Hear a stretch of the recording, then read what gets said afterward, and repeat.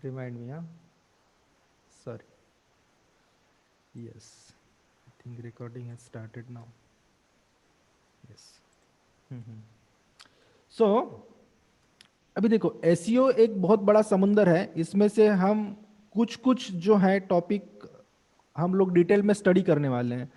तो एसईओ ये एक एक टेक्निकल 50% टेक्निकल पार्ट है और 50% एक क्रिएटिव पार्ट है। उसको समझो आप पहले तो, और उसके बेसिक्स को समझना बहुत ज़रूरी है। सो हम लोगों ने सबसे पहले तो सर्च इंजन क्या होता है और सर्च इंजन कैसे काम करता है इसकी जानकारी ली थी।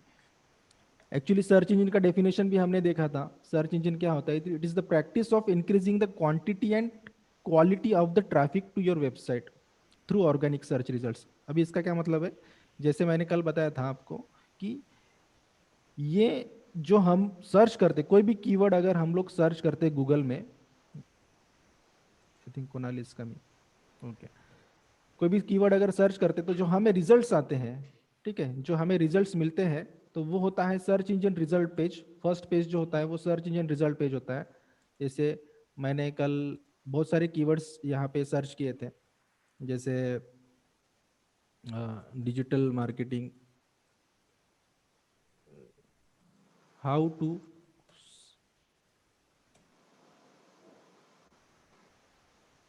How to train a dog, ये अगर मैं कीवर्ड सर्च करता हूँ तो यहाँ पे मुझे इतने सारे लिंक्स सजेस्ट करता है। तो बेसिकली फर्स्ट पेज में जो होते हैं वो 10 रिजल्ट्स गूगल हमें सजेस्ट करता है या देता है। इसमें यूट्यूब के वीडियोस भी हो सकते हैं, फेसबुक का कोई अगर है, किसी ने फेसबुक के ऊपर कुछ लिखा है इस कीवर्ड से रिलेटेड, या लिंक्डइन के ऊपर लिखा है इस कीवर्ड से रिलेटेड, या फिर ट्विटर के ऊपर कोई थ्रेड लिखा है, तो वो भी रैंक होता है। ठीक है, तो ये होता है एक्चुअली एसईओ का काम। मतलब ये जो भी रिजल्ट आ रहे हैं, इसके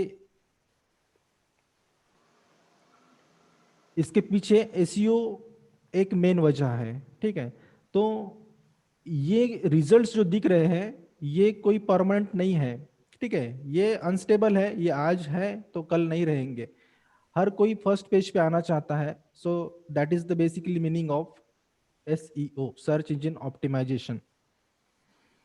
अभी हमने जो भी वेबसाइट्स बनाई है या फिर क्या बोलते हैं, या ब्लॉग क्रिएट किया है, तो उस ब्लॉग के जो भी ब्लॉग आर्टिकल्स हैं या वेबसाइट के जो भी वेब पेजेस हैं, उनमें से कोई भी रैंक कर सकता है अगर हमने उनका ऑन पेज या ऑफ पेज या बाकी की जो एसईओ के जो रैंकिंग फैक्टर्स हैं। जैसे मैंने कल बताया था कि गूगल के जो 255 रैंकिंग फैक्टर्स होते हैं जो हमें अ, अपने पेज को रैंक करने में या वेबसाइट को रैंक करने में मदद करते हैं।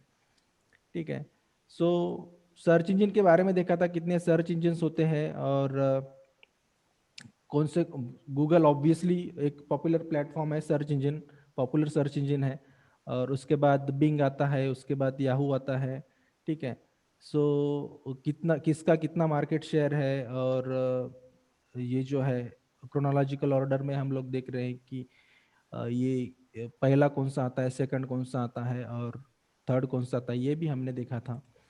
उसके बाद क्रॉलिंग और इंडेक्सिंग का क्या मीनिंग होता है। ठीक है, क्रॉलिंग क्या होता है? जैसे हमने वेबसाइट बनाया है और गूगल के जो बॉट्स होते हैं, जैसे ये bots, what is crawler? Crawler crawler is basically a bot of Google search engine या किसी भी सर्च इंजन का। क्रॉलर्स होते हैं या स्पाइडर्स बोल सकते हो, या जो वेबसाइट को स्कैन करते हैं बॉट्स होते हैं, एक्चुअली रोबोट्स होते हैं।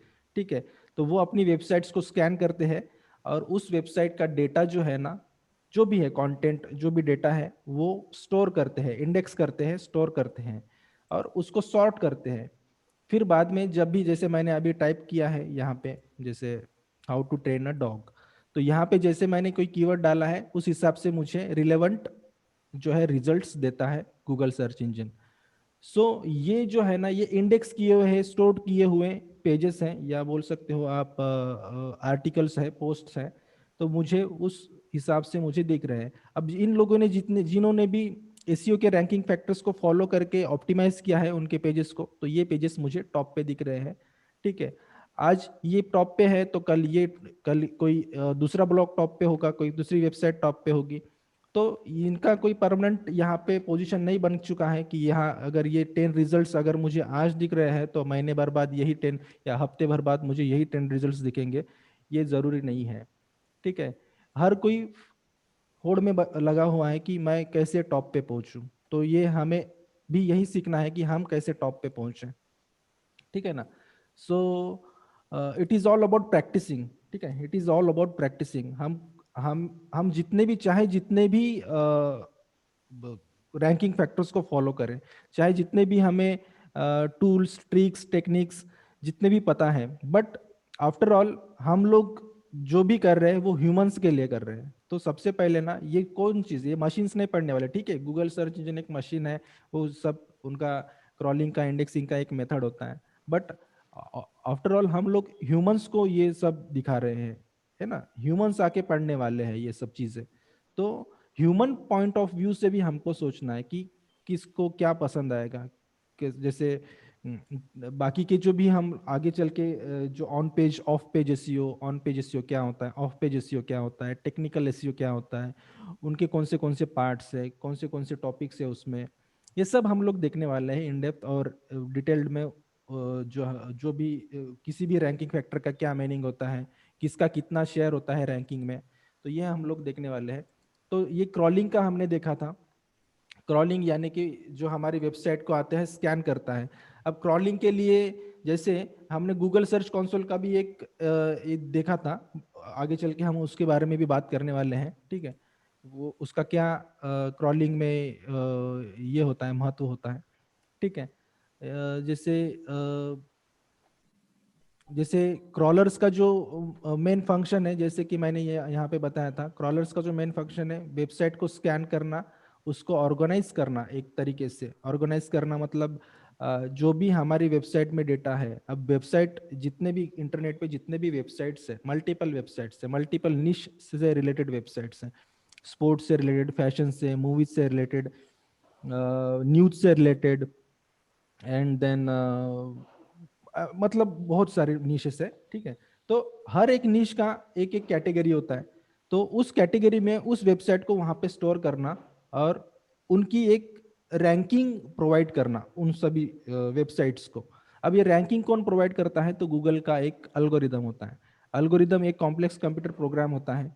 ठीक है, तो वो इस रैंकिंग फैक्टर को, जैसे कौन सी वेबसाइट्स फर्स्ट रैंक पे आनी चाहिए, कौन सी वेबसाइट सेकंड रैंक पे आनी चाहिए, तो वो बेसिकली गूगल का या किसी भी सर्च इंजन का अल्गोरिदम करता है कि कौन सी वेबसाइट्स फर्स्ट रैंक में आएगी, कौन सी वेबसाइट सेकंड रैंक में आएगी, और कौन से ट्रिक्स या टेक्निक्स करके वो वेबसाइट्स रैंक पे आई है, ये भी गूगल देखता है। मतलब जैसे आप लोगों ने पहले कहीं सुना होगा या कहीं वीडियो में या कहीं ब्लॉग में पढ़ा होगा कि ब्लैक हैट, व्हाइट हैट या ग्रे हैट, इस टाइप के एसईओस, ये सब मिथ है। मैं आपको बता रहा हूँ, ये सब मिथ्स है।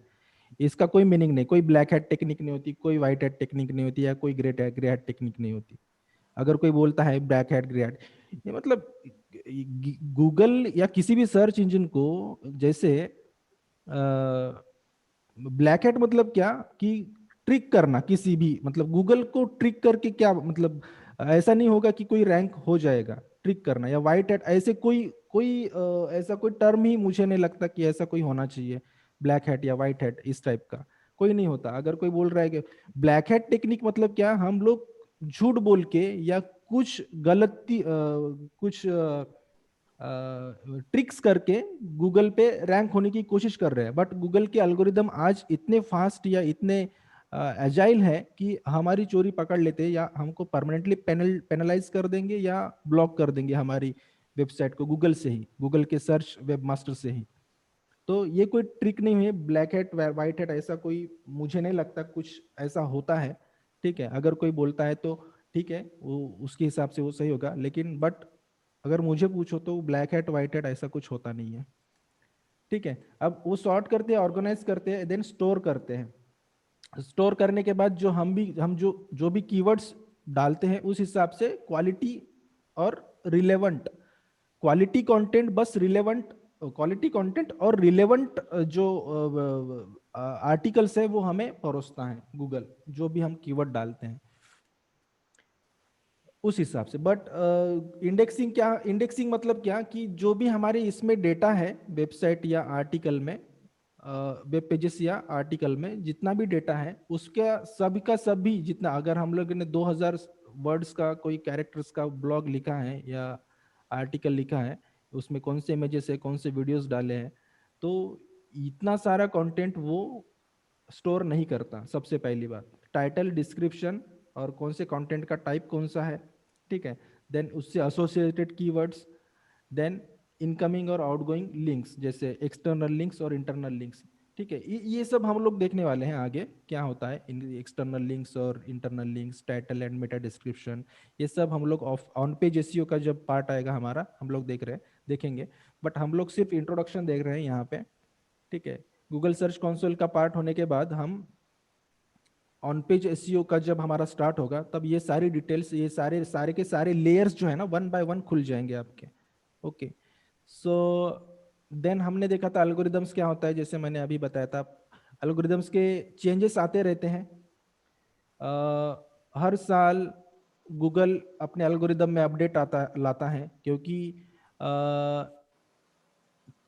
अगर कोई कितना भी मतलब होशियार होगा तो गूगल के एल्गोरिदम्स को ट्रिक नहीं कर पाएगा। अगर वो कितना भी ब्लैक हैट या वाइट हैट या ऐसे कोई टर्म्स यूज करके या ट्रिक करके अगर गूगल को क्या बोलते हैं उसको, मिसलीड करने की कोशिश करता है, तो ऐसा कभी होता नहीं है, ठीक है। Then search engine ranking algorithms, और हमने जैसे बोला था कि Google ranking algorithms takes more than 255 rules into account to rank a page. अब ये 255 जो रूल्स हैं या रैंकिंग फैक्टर्स हैं, ये कौन से हैं आगे चल के हम लोग देखने वाले हैं। बट नॉट नेसेसरी कि ये 255 जितने भी रूल्स हैं ये सभी के सभी रूल्स एट वन टाइम हमको यूज करने हैं। This is not necessary. हम लोगों ने कुछ अच्छी सी अपने पेज को डिजाइन किया, अच्छा हमारा कंटेंट है, content is the king, okay, ये हर कोई बोलता है। तो कंटेंट बहुत जरूरी है, यूनिक कंटेंट और quality content, that is the most important thing to rank your website और blog. Then finding matching pages, ये क्या होता है कि जैसे हम लोग कोई कीवर्ड डालते हैं गूगल के सर्च इंजन में, तो जो गूगल के रिजल्ट्स में हमें जो भी रिजल्ट्स, गूगल के सर्च इंजन रिजल्ट पेजेस में जो भी रिजल्ट्स आ रहे हैं हमें, तो वो सॉरी वो एक तो टाइटल हमने क्या लिया है और उसका जो रिलेवेंट टाइटल से रिलेवेंट कोई कंटेंट है तो वो सबसे पहले देता है। जैसे मैंने अभी बताया डेट ऑफ पब्लिकेशन भी इंपॉर्टेंट है, कैसे कब लिखा था। जैसे 2010 में मैंने कोई कंटेंट लिखा है, 2015 में मैंने थोड़ा सा अपडेट किया उसमें, कोई अगर नया मेरे पास कोई पॉइंट आता है तो उसके बाद 2021 में मैंने उसको फिर से अपडेट किया। तो उस हिसाब से भी मैंने अगर अपडेट करते रहा उस पेज को या उस ब्लॉग को, तो उस हिसाब से भी वो रैंकिंग फैक्टर में काउंट होता है, ठीक है। अगर 2010 का ब्लॉग वैसी का वैसी ही है तो वो रैंकिंग फैक्टर में काउंट नहीं किया जाएगा।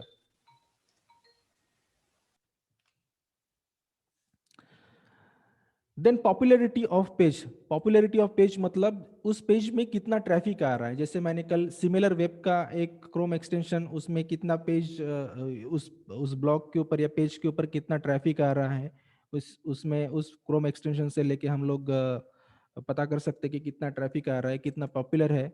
उसमें भी एक टर्म्स होता है डीएपीए, domain authority and page authority का, ये भी हम लोग आगे चल के देखेंगे कि डीएपीए क्या होता है, ठीक है।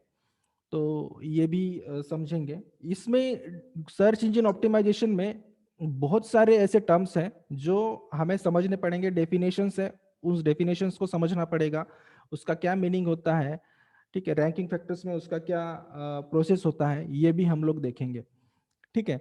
और जैसे ये जो डायग्राम है, इस डायग्राम से लेके हमने समझने की कोशिश करी थी कि क्रॉलर्स आता है वेबसाइट के ऊपर, इंडेक्स करता है, डेटाबेस में स्टोर करता है, यूजर आता है और वहाँ पे कोई सर्च क्वेरी डालता है, तो जो भी जो सर्च इंजन है उसको उस क्वेरी का या कीवर्ड से रिलेटेड रिलेवेंट जानकारी उसको देता है। इस हिसाब से वो सर्च इंजन का वर्किंग प्रोसेस होता है। ओके, सो हमने इस तरीके से इसको समझने की कोशिश करी थी, सर्च इंजन के वर्किंग प्रोसेस को, और सर्च इंजन क्या होता है ये कल का अगर आपने वीडियो नहीं देखा तो देख लीजिए। और आज हम लोग देखते हैं, जैसे कल भी बताया था कि गूगल सर्च कंसोल एक प्लेटफॉर्म है। जैसे मैंने कोई वेबसाइट बनाई है तो गूगल सर्च कंसोल में डालना क्यों ज़रूरी है? गूगल सर्च कंसोल क्या है? बेसिकली ये तो एक वेबमास्टर टूल है। और दूसरी बात, ऐसा नहीं है कि मैंने अगर गूगल सर्च कंसोल में अपनी वेबसाइट इंडेक्स नहीं की है, या गूगल सर्च कंसोल के साथ मैंने अपनी वेबसाइट्स इंटीग्रेट नहीं की है, तो गूगल मेरी साइट को इंडेक्स नहीं करेगा। ठीक है, ये भी नहीं है, ऐसा नहीं होगा कि गूगल सर्च कंसोल में अगर हमने वेबसाइट नहीं इंटीग्रेट की है तो वेबसाइट इंडेक्स नहीं होगी गूगल में। ये भी ज़रूरी नहीं है। अगर नहीं भी करी है तो भी इंडेक्स होगी। ठीक है, अगर नहीं करी है तो भी इंडेक्स होगी।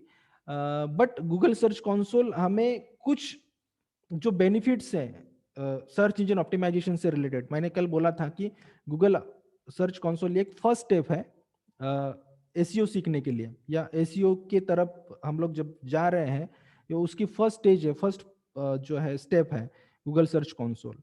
तो जैसे मैं अभी बोल रहा था कि गूगल सर्च कंसोल में अगर अपनी वेबसाइट्स नहीं डाली है तो ऐसा ज़रूरी नहीं है कि गूगल इंडेक्स नहीं करता है, गूगल इंडेक्स करता है।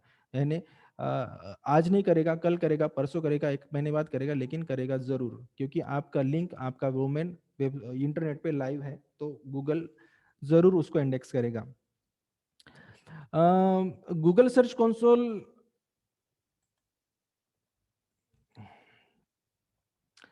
ठीक है, और दूसरी एक चीज़ बोलनी थी मुझे, अगर गूगल सर्च कंसोल का हम लोग यूज़ कर रहे हैं तो गूगल सर्च कंसोल हमें क्या इंफॉर्मेशन प्रोवाइड कर रहा है कि हमारी अगर साइट इंडेक्स नहीं हो रही है तो इंडेक्स कर रहा है कि नहीं कर रहा है, सबसे पहले तो ये जानकारी मिलती है। अगर इंडेक्स कर रहा है तो कितना कर रहा है, अगर इंडेक्स नहीं कर रहा है तो क्यों नहीं कर रहा है इंडेक्स। ठीक है, तो ये सारी इंफॉर्मेशन और इसके अलावा भी बहुत सारी इंफॉर्मेशन जो है हमें गूगल सर्च कंसोल से पता चलती है। जैसे मैंने कल बताया था आपको कि गूगल सर्च कंसोल के साथ जो भी जितने भी मेथड्स हैं हमारी वेबसाइट को इंटीग्रेट करने के, तो वो मैंने बताए थे आपको। अभी शायद मुझे रिपीट करने की जरूरत है क्या? Anybody? Hello? Yes, come on speak out, reply करो मुझे। नहीं, आगे चलते हैं। आगे करते हैं ना?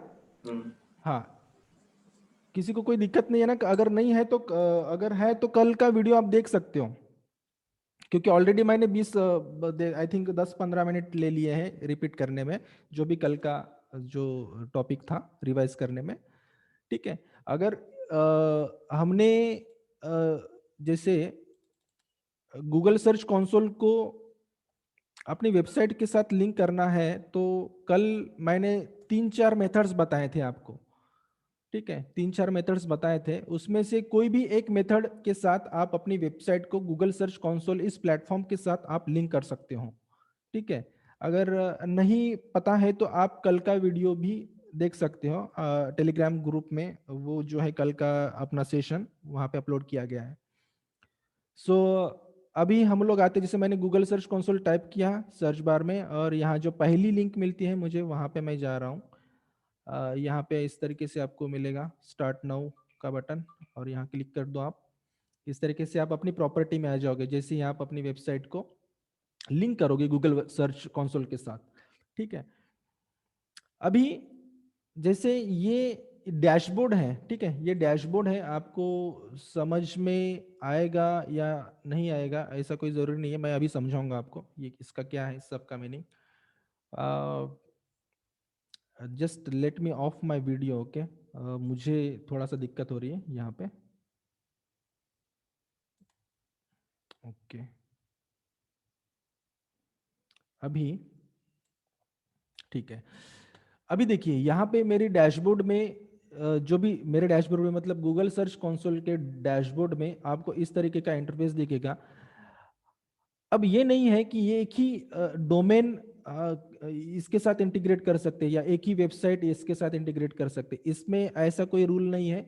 इसमें जितने चाहे उतने वेबसाइट्स, एक ही हमारे जो अकाउंट है उसमें हम लोग मल्टीपल वेबसाइट्स एक ही अकाउंट में लिंक कर सकते हैं गूगल सर्च कंसोल के, कितने भी वेबसाइट चाहे जितने। जी देखिए यहाँ पे मेरे मोस्टली मेरे ख्याल से 3-4 जो है डोमेन्स यहाँ पे इंटीग्रेटेड है। अगर नहीं है, अगर कोई नया वेबसाइट है आपका, तो यहाँ जैसे ऐड प्रॉपर्टी का आपको दिख रहा है एक ऑप्शन, वहाँ पे आप ऐड प्रॉपर्टी के इस पे ऊपर क्लिक करोगे आप, तो फिर से आपको एक नई प्रॉपर्टी, प्रॉपर्टी यानी अपना जो ब्लॉग होता है या वेबसाइट होती है उसको बोलते हैं प्रॉपर्टी। ठीक है, प्रॉपर्टी यानी कोई प्रॉपर्टी नहीं होती है। ठीक है, ये हमारी प्रॉपर्टी है। डोमेन या जो भी ब्लॉग है वो भी हमारी एक प्रॉपर्टी होती है, वर्चुअल प्रॉपर्टी। ठीक है, वो भी एक एसेट होता है, मान के चलो आप। ठीक है, ब्लॉग ये भी एक एसेट होता है, वेबसाइट ये भी एक एसेट होती है अपने बिजनेस के लिए या हमारी जो भी करियर से रिलेटेड चीजें होती हैं। ठीक है, सो आप इस तरीके से कोई नया डोमेन यहाँ से ऐड कर सकते हो। ओके, देन जैसे मैंने कहा कि हम लोग जैसे ही लिंक करते हैं हमारा गूगल सर्च कंसोल का जो HTML टैग होता है या जितने भी मेथड से हम लोग लिंक करते हैं गूगल सर्च कंसोल के साथ, कोई एक मेथड के साथ, तो डेटा पॉपुलेट होने में, डेटा पॉपुलेट होना मतलब क्या, अभी वो भी चीज बताता हूँ मैं। डेटा पॉपुलेट होना यानी जैसे मेरी वेबसाइट में कितने विजिटर्स आए, कितने पेजेस का लिंक के ऊपर क्लिक हुआ या कितने इंप्रेशंस आए, वो मुझे दिखेगा नहीं अगर मैंने कल वेबसाइट लिंक किया है गूगल सर्च कंसोल के साथ। वो डेटा पॉपुलेट होने में थोड़ा टाइम लगेगा, बट डेटा शो होना शुरू हो जाता है। एट ए टाइम आपको इतना सारा डेटा नहीं दिखेगा। ठीक है, तो उसके लिए पेशेंस, और हाँ एसईओ में पेशेंस की बहुत जरूरी है। ठीक है, अगर पेशेंस नहीं है, इम्पेशेंट हो, तो काम नहीं बनेगा। पेशेंस बहुत ज़रूरी है। जो जो जैसे सर्च इंजन ऑप्टिमाइजेशन का हम लोग जो भी टेक्निक्स यूज कर रहे हैं उसमें, ऐसे ओवरनाइट कोई पेज रैंक नहीं होता। It takes lot of time. जैसे 1 साल हो गया, 6 महीना हो गया, या बहुत 2 महीने में भी रैंक कर सकता है, बट उसके लिए भी कुछ पैरामीटर्स होते हैं। ठीक है, जैसे हमको ये डैशबोर्ड दिख रहा है उसको अभी समझने की कोशिश करेंगे। यहाँ पे लेफ्ट साइड में आप देखो तो यहाँ पे सबसे पहले तो डोमेन दिख रहा है, उसके बाद ये ओवरव्यू का ऑप्शन है, then performance, URL inspection, coverage, site map, removals, core web vitals, mobile usability, set links, और नीचे नीचे आओ तो इस तरीके से ऑप्शंस मिल जाएंगे। और ये ऑप्शंस हर किसी वेबसाइट के लिए अलग अलग होते हैं। हर किसी वेबसाइट के लिए अलग अलग होते हैं मतलब क्या, जैसे मैं ई कॉमर्स साइट चला रहा हूँ, या मेरी कोई न्यूज़ वेबसाइट है, या मेरे कोई अलग ब्लॉग है किसी भी निश का, या मेरी बिजनेस वेबसाइट है, तो हर वेबसाइट के लिए यहाँ पे कुछ ऑप्शंस जो है चेंज होते जाएंगे या बढ़ते जाएंगे, या कम होते जाएंगे, घटते जाएंगे या बढ़ते जाएंगे। इस तरीके से होता है। ठीक है, तो ये कौन से सेक्शन में होता है आगे चल के मैं बताऊंगा आपको। तो सबसे पहले ये जो पहला ऑप्शन है ओवरव्यू का, इसको समझने की कोशिश करते हैं। तो ओवरव्यू यानी क्या, ये जितने भी ऑप्शंस हमें दिख रहे हैं नीचे, उन सभी ऑप्शंस का एक समरी बोल सकते हैं, यहाँ पे हमें उस डैशबोर्ड में मिलता है। जैसे परफॉर्मेंस यानी कि कितने वेब सर्च हुए हैं, और लिंक के ऊपर कितना क्लिक हुआ है, ये ग्राफ यहाँ पे बढ़ता घटता हमें दिख रहा है डेट वाइज और इस हिसाब से। देन कवरेज, कवरेज सेक्शन यानी कि ये हम लोग आगे आगे चल के देखते हैं। ठीक है, यहाँ पे भी कवरेज का है, तो इसमें मैं टाइम ज्यादा वेस्ट नहीं करूंगा इसको समझने में, क्योंकि ये सभी ऑप्शन इसी यहाँ पे दिए गए हैं। तो वन बाय वन हर किसी का एक रिपोर्ट होता है, तो रिपोर्ट को भी समझने की कोशिश करते हैं। ठीक है, तो सबसे पहला जो ऑप्शन है ओवरव्यू का, ओवरव्यू के नीचे जो है परफॉर्मेंस एक टैब है या ऑप्शन है, उसके ऊपर क्लिक करते हैं। तो उसके ऊपर क्लिक करने के बाद मुझे इस तरीके का एक ऑप्शन दिखता है, या डैशबोर्ड का पैनल ओपन होता है। तो परफॉर्मेंस यानी क्या, जैसे मैंने ये डोमेन है मेरा, ये वेबसाइट है, यहाँ पे एक इस वेबसाइट के ऊपर कितने इसका कैसे परफॉर्मेंस रहा over the period of time. जैसे कितने लिंक्स क्लिक हुए, कितने इंप्रेशंस आए, CTR क्या था, ये सब वन बाय मैन अभी समझाऊंगा। तो सबसे पहले यहाँ राइट कॉर्नर में देखिए आप, तो यहाँ पे लिखा हुआ है कि लास्ट अपडेटेड 8 आवर्स एगो। इसका क्या मीनिंग है? तो ये जो पेज है गूगल सर्च कंसोल जो है या गूगल के सर्च इंजन जो है, बॉट्स जो है, टाइम टू टाइम हमारे विजिट हमारे जो वेबसाइट है उस पर विजिट करते रहते हैं। तो हर घंटे में या हर 24 घंटे में ये जो है अपडेट होते रहता है, ये जो डेटा है ये अपडेट होते रहता है, इसके में इसमें इस आंकड़ों में चेंज होते रहते हैं, इस डिजिट्स में। और ये जो भी डेटा है यहाँ से हम लोग एक्सपोर्ट कर सकते हैं। जैसे हम लोग एसईओ के ऊपर काम कर रहे हैं तो किसी कंपनी के प्रोजेक्ट में, तो उनसे के साथ हम लोग ये डेटा शेयर कर सकते हैं। इसको अगर हम लोग एक्सपोर्ट के बटन के ऊपर अगर हम लोग क्लिक करेंगे तो ये डेटा है जो हम लोग डाउनलोड कर सकते हैं गूगल शीट्स में, डाउनलोड एक्सेल या डाउनलोड CSV फॉर्मेट में। सो ये डेटा डाउनलोड कर सकते हैं। अभी इस ऑप्शंस को समझने की कोशिश करते हैं वन बाय वन। ठीक है, जैसे यहाँ पे आपको एक ऑप्शन दिख रहा है सर्च का। ठीक है, सर्च का ऑप्शन अगर मैं देखूं तो यहाँ पे मैं वेब, इमेज, वीडियो और न्यूज़, इस ऑप्शन को समझने की कोशिश करते हैं। जैसे मैं यहाँ पे अगर कुछ टाइप करता हूँ, जैसे मैंने अभी how to how to lose weight, ठीक है, ये अगर कीवर्ड मैंने टाइप किया है तो ये मुझे जो रिजल्ट दिख रहा है ये वेब रिजल्ट है। जैसे यहाँ पे दिख रहा है आपको वेब रिजल्ट, तो ये होता है वेब रिजल्ट। अगर कोई यूजर यहाँ पे आता है और यहाँ पे वीडियोस के माध्यम से सर्च करने की कोशिश करता है तो ये होते हैं परफॉर्मेंस में वीडियो रिजल्ट्स। यहाँ पे थर्ड ऑप्शन दिख रहा है वीडियो रिजल्ट्स। ठीक है, अगर कोई इमेजेस से होके सर्च कर रहा है तो ये होता है इमेजेस के results, basically filters. Okay, filters, search या सर्च टाइप जो होता है ना, यहाँ पे फिल्टर है, यहाँ पे फिल्टर लिख के आया भी है।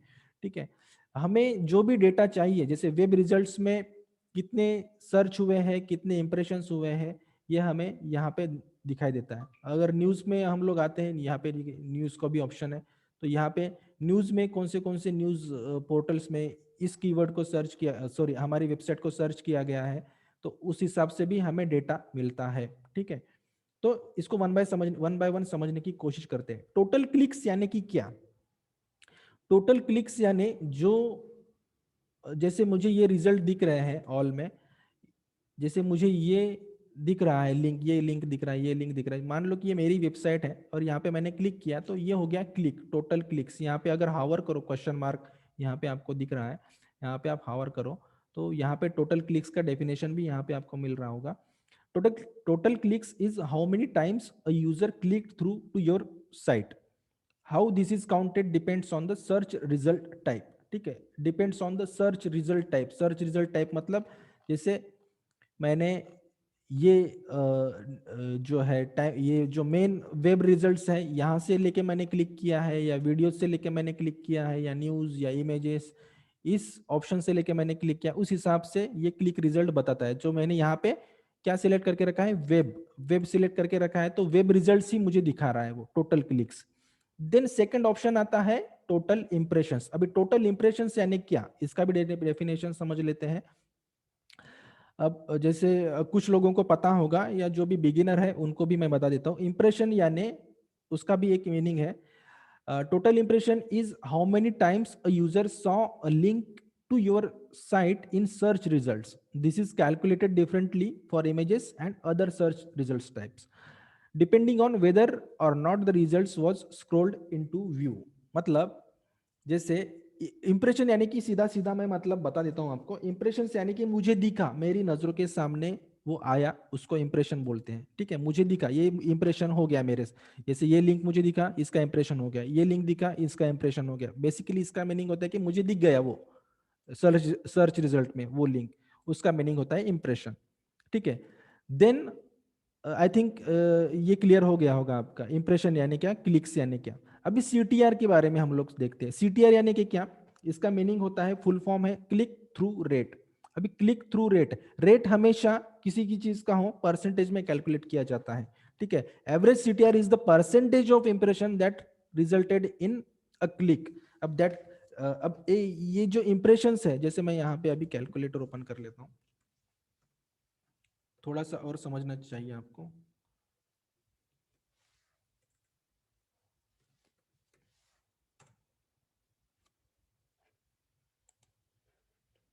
ओपन नहीं हो रहा है।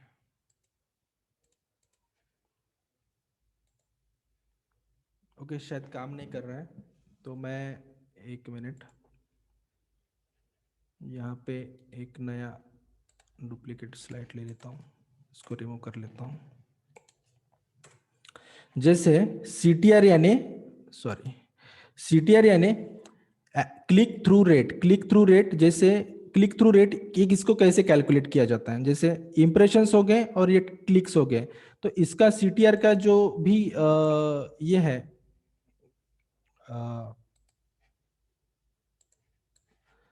फॉर्मूला है, CTR का फॉर्मूला है इंप्रेशंस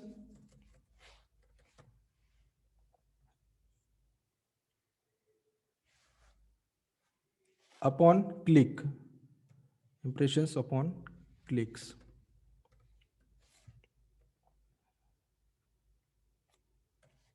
ठीक है, जितने भी इंप्रेशंस हुए हैं, जितने भी इंप्रेशंस हुए हैं,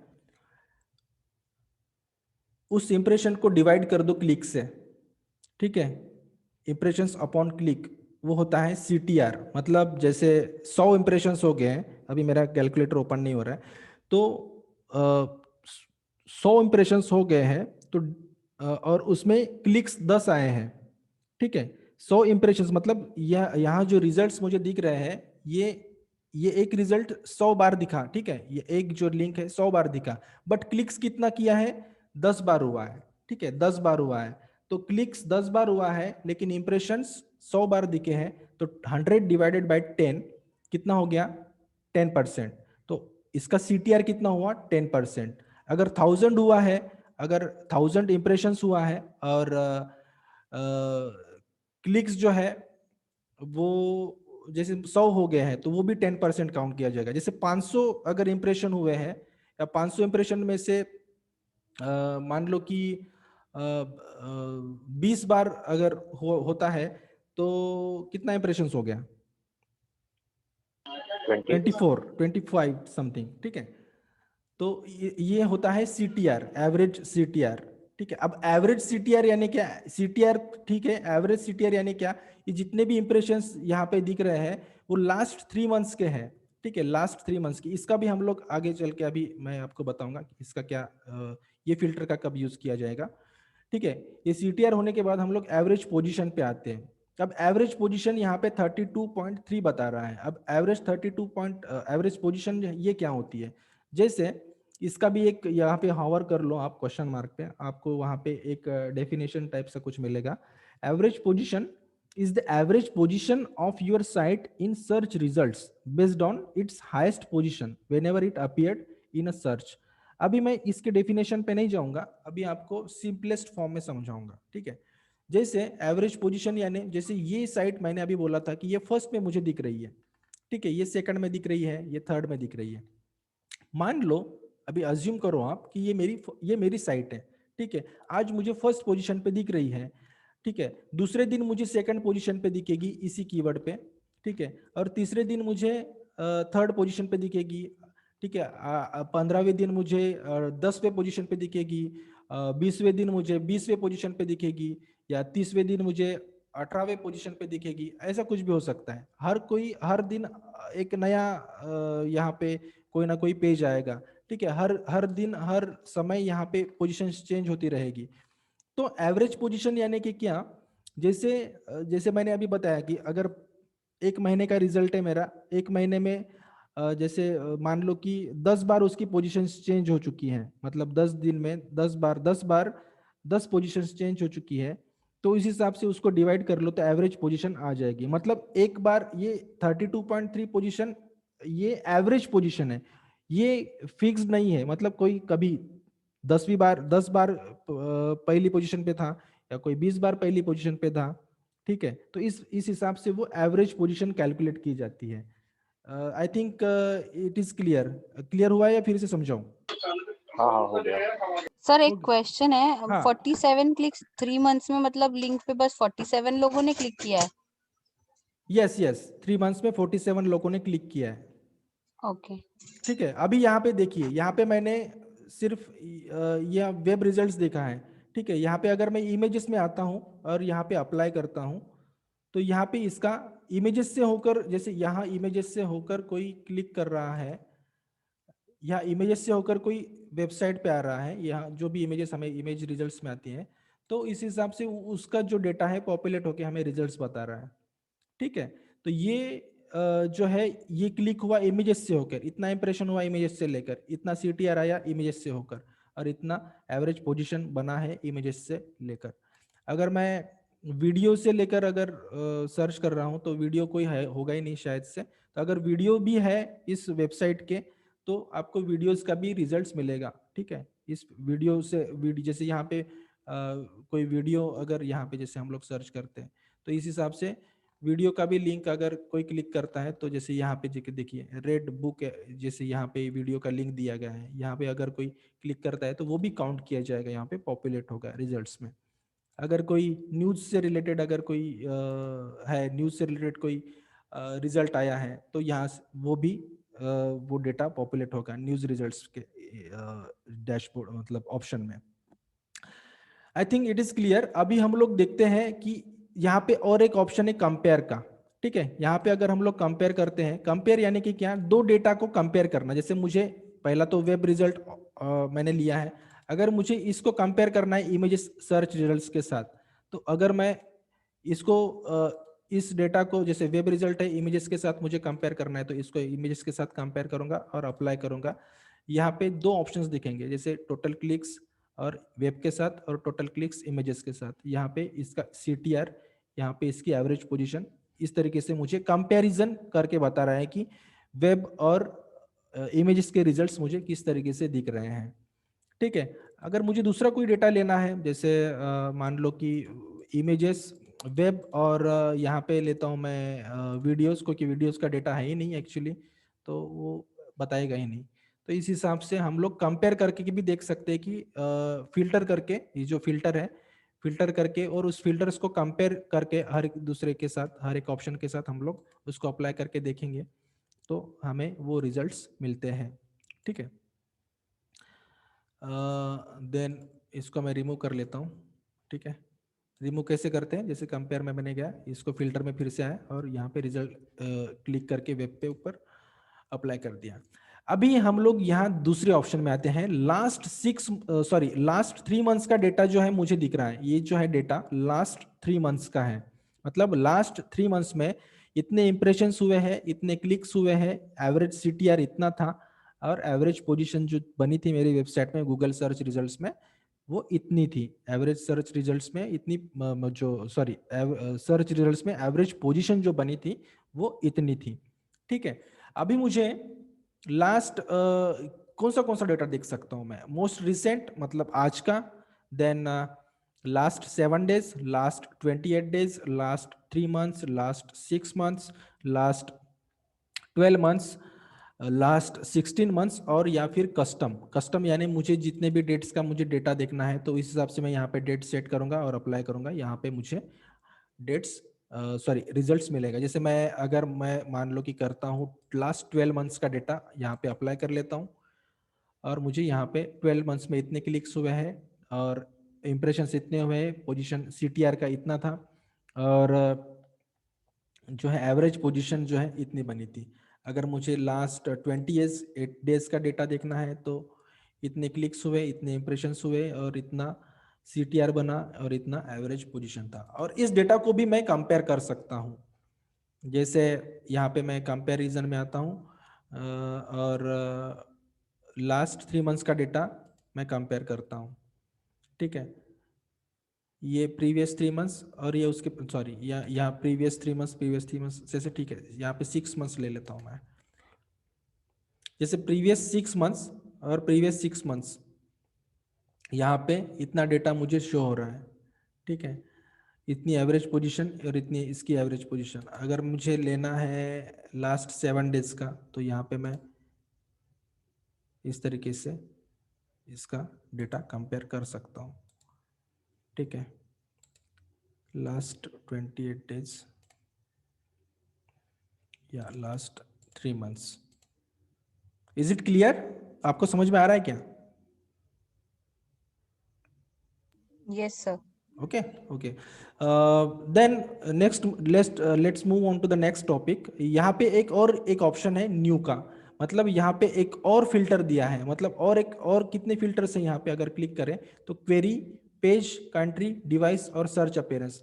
अभी क्वेरी अगर हम लोग डालते हैं तो क्वेरी यानी कि क्या, यहाँ पे हमें कीवर्ड डालना है, जो भी हमारे सर्च जो भी हमारा जो वेब पेज है या आर्टिकल है, हमारा जो भी ब्लॉग आर्टिकल है, उस हिसाब से हमने जिस कीवर्ड पे ऊपर काम किया था उसको कंटेनिंग या क्वेरीज नॉट कंटेनिंग या एग्जैक्ट क्वेरी, इस हिसाब से हम लोग यहाँ पे कीवर्ड डाल सकते हैं। एग्जैक्ट मतलब जो भी एग्जैक्ट कीवर्ड है, जिस एग्जैक्ट कीवर्ड पे हमने, जैसे मान लो लूज वेट, जैसे हाउ टू लूज वेट, ये एग्जैक्ट कीवर्ड है, तो यहाँ पे मैंने अगर मेरा ब्लॉग है तो वो अगर मैं कीवर्ड डालता हूँ जिस कीवर्ड के ऊपर मैंने ब्लॉग लिखा था, उस हिसाब से मुझे डेटा दिखाएगा यहाँ पे क्वेरी के हिसाब से। क्वेरी मीन्स जो भी हमने कीवर्ड के ऊपर काम किया है उस हिसाब से।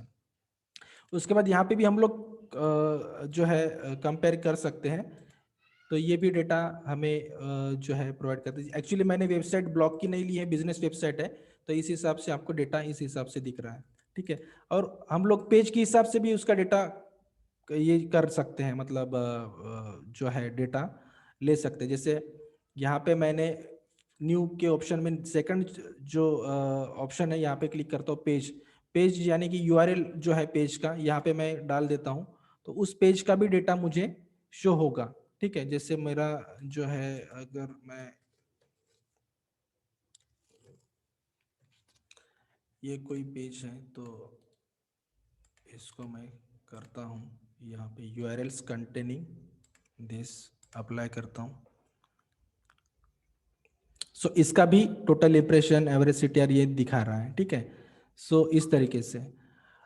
और दूसरा, अगर मुझे फिल्टर करना है कंट्री वाइज मुझे डेटा देखना है कि कहाँ से कितना आया है। जैसे इंडिया से मैं देखता हूँ तो यहाँ अगर इंडिया से है तो इतना इंडिया से इतना डेटा आ रहा है। अगर मुझे यूनाइटेड स्टेट्स से अगर मुझे डेटा देखना है कितना आ रहा है, तो इस हिसाब से इतना क्लिक हुआ यूएस से और इतना इंप्रेशन आए यूएस से। देन जो भी कंट्रीज है उस हिसाब से हम लोग वहाँ का डेटा देख सकते हैं कितना। जैसे इस हिसाब से हम लोग फिल्टर भी कर सकते, compare India versus United states, तो हम लोग कंपैरिजन भी डेटा कर सकते हैं इस हिसाब से। और जो भी डेटा हम लोग यहाँ पे हम लोग 4 फिल्टर्स यूज कर सकते हैं बेसिकली, ठीक है। जैसे मुझे और एक डेटा देखना है डिवाइस वाइज, सो डिवाइस के हिसाब से मैं यहाँ पे इसको रिमूव कर देता हूँ। सॉरी, इस फिल्टर को ही रिमूव कर देता हूँ। देन डिवाइस वाइज अगर देखना है कि मतलब मोबाइल से कितना ट्रैफिक आ रहा है या डेस्कटॉप से कितना आ रहा है, टैबलेट से कितना आ रहा है, जैसे मैं मोबाइल से यहाँ पे अप्लाई कर देता हूँ तो यहाँ मोबाइल से रिलेटेड भी डेटा पॉपुलेट हो गया, मुझे दिखा दिया। अगर मुझे कंपेयर करना है मोबाइल वर्सेस डेस्कटॉप में, तो यहाँ पे उसका भी डेटा शो हो जाएगा। जैसे मोबाइल में इतना जो है इम्प्रेशन हुआ है, इतने क्लिक्स हुए हैं, और कितने क्लिक इतना डेस्कटॉप में इतना क्लिक हुआ है और डेस्कटॉप में इतना इम्प्रेशन है। इसका average position, sorry average CTR जो है इतना आया है, और एवरेज सीटीआर मोबाइल का इतना है, एवरेज पोजीशन इतनी है। इस हिसाब से हम लोग जो है सर्च अपीयरेंस के साथ भी हम लोग, जैसे वेब राइट रिजल्ट्स क्या है, अब वेब राइट रिजल्ट्स के साथ भी हम लोग डेटा देख सकते हैं। अब ये वेब राइट रिजल्ट्स क्या है, आपने कभी जैसे लिंक्डइन पे है या फेसबुक पे कोई लिंक शेयर करता है, या कोई न्यूज़ आप देखते हो किसी न्यूज़ चैनल को, अगर आप किसी वेब पेज को सॉरी किसी पेज को फॉलो कर रहे हो न्यूज़ के, या फिर आपने किसी का लिंक क्लिक किया है फेसबुक के ऊपर, तो वहां पे इंस्टेंटली अपलोड होता है, ठीक है। या गूगल में ही आप किसी वेबसाइट के ऊपर अगर आप सर्च कर रहे हो तो उसका भी एक रिजल्ट आता है जो वेब लाइट रिजल्ट करके काउंट किया जाता है। वेब लाइट रिजल्ट यानी कि क्या, जैसे गूगल जो होता है, जैसे कोई वेबसाइट है उसमें बहुत सारा डेटा है और उस वेबसाइट को फास्ट लोड करने में मदद करता है, मतलब हेल्प करता है, तो वो होता है वेब लाइट रिजल्ट्स। गूगल के जो बॉट्स होते हैं या गूगल का एक अपना एक खुद का प्लेटफॉर्म है, खुद का उसका एक एल्गोरिदम ऐसे चलता है, जैसे कोई भी वेबसाइट हो उसको फास्ट रिजल्ट देना, जैसे एएमपी पेजेस बोलते हैं, एक्सेलरेटेड मोबाइल पेजेस, आपने नाम सुना होगा। तो एएमपी का एक वर्जन होता है मोबाइल का, एएमपी वर्जन। जैसे हम लोग फेसबुक में कोई न्यूज का वेबसाइट ओपन कर रहे हैं, कोई लिंक क्लिक कर रहे हैं, तो इंस्टेंटली वो फुल एक विड्थ में, फुल स्क्रीन में वो पेज ओपन होता है। आपने कभी एक्सपीरियंस किया इस चीज को?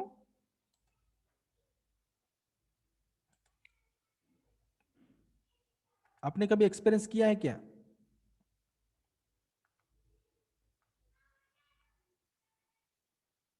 ओके, हाँ, ठीक है, किसी ने एक्सपीरियंस नहीं किया लगता है।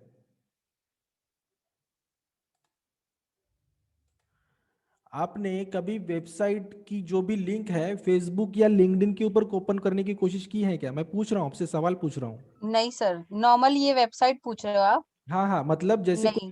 जैसे कोई आपको कोई ब्लॉग शेयर कर रहा है, ब्लॉग का आर्टिकल शेयर कर रहा है, लिंक शेयर कर रहा है अपने राइट। प्रोफाइल के ऊपर, जैसे फेसबुक में हो गया या लिंक्डइन में हो गया। अगर आपने उसकी लिंक को क्लिक करके आप वेबसाइट ओपन करने की कोशिश करते हो ना, तो वो एक जो रिजल्ट आता है या वेबसाइट ओपन होती है वो वेब लाइट रिजल्ट होता है। अब वेब लाइट रिजल्ट यानी कि क्या, जो भी जो ओरिजिनल पेज होता है वेबसाइट का उसको कॉम्प्रेस करके आपको दे देता है इंस्टेंट रिजल्ट्स, उसको बोलते हैं वेब लाइट रिजल्ट्स। अगर हमने वेबसाइट पे एएमपी लगाया है, एएमपी यानी एक प्लगइन होता है एएमपी का, एक्सेलरेटेड मोबाइल पेजेस, जो मोबाइल के ऊपर जो भी वेबसाइट्स है वो फास्ट लोड होने में मदद करती है, उसको बोलते हैं एएमपी, एक्सेलरेटेड मोबाइल पेजेस।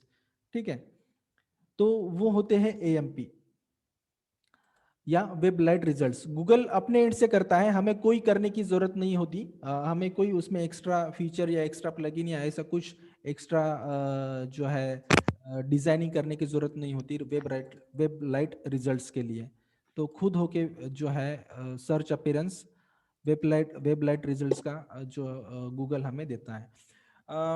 इसको अगर हम लोग अप्लाई करते हैं, मैं अप्लाई कर लेता हूँ इसका रिजल्ट्स, तो इतने क्लिक्स हुए हैं, इतना इंप्रेशंस आया है। बेसिकली जब ये डेटा सर मुझे कुछ पूछना था। हाँ पूछो। हेलो। हाँ पूछिए पूछिए। हाँ, मैं ये पूछ रही थी कि जैसे जो इंस्टा पे जो स्वाइप अप वाला ऑप्शन होता है या जो बायो के जो लिंक्स होते हैं वो भी वेबलाइट पे काउंट होते हैं ना? कौन से लिंक्स बोल रहे हैं आप? जो इंस्टाग्राम पे जो स्टोरीज होते हैं उस पे जो स्वाइप अप वाला ऑप्शन हो गया, उस पे जो लिंक ओपन होते हैं वहां से, या हाँ जो हाँ, अगर इंस्टाग्राम कोई, पे। हाँ अगर कोई बायो में लिंक देता है या स्टोरीज में लिंक देता है, अगर हम लिंक को रीडायरेक्ट या ओपन करते हैं उसमें, तो वो भी वेब लाइट रिजल्ट्स होता है, या बोल सकते हो एएमपी रिजल्ट्स होते हैं। Okay okay, correct thank correct, you. वो भी काउंट किया जाएगा वेब लाइट रिजल्ट्स में। ठीक है। तो ये जो ओके। एएमपी प्लगइन आपने बताया, हम्म। ये वर्डप्रेस में यूज कर सकते हैं क्या ये बिल्कुल plugin? बिल्कुल, वर्डप्रेस में भी यूज कर सकते हैं, बट अभी क्या हो रहा है मैं आपको एक चीज बता देता हूँ एएमपी का कैसा है।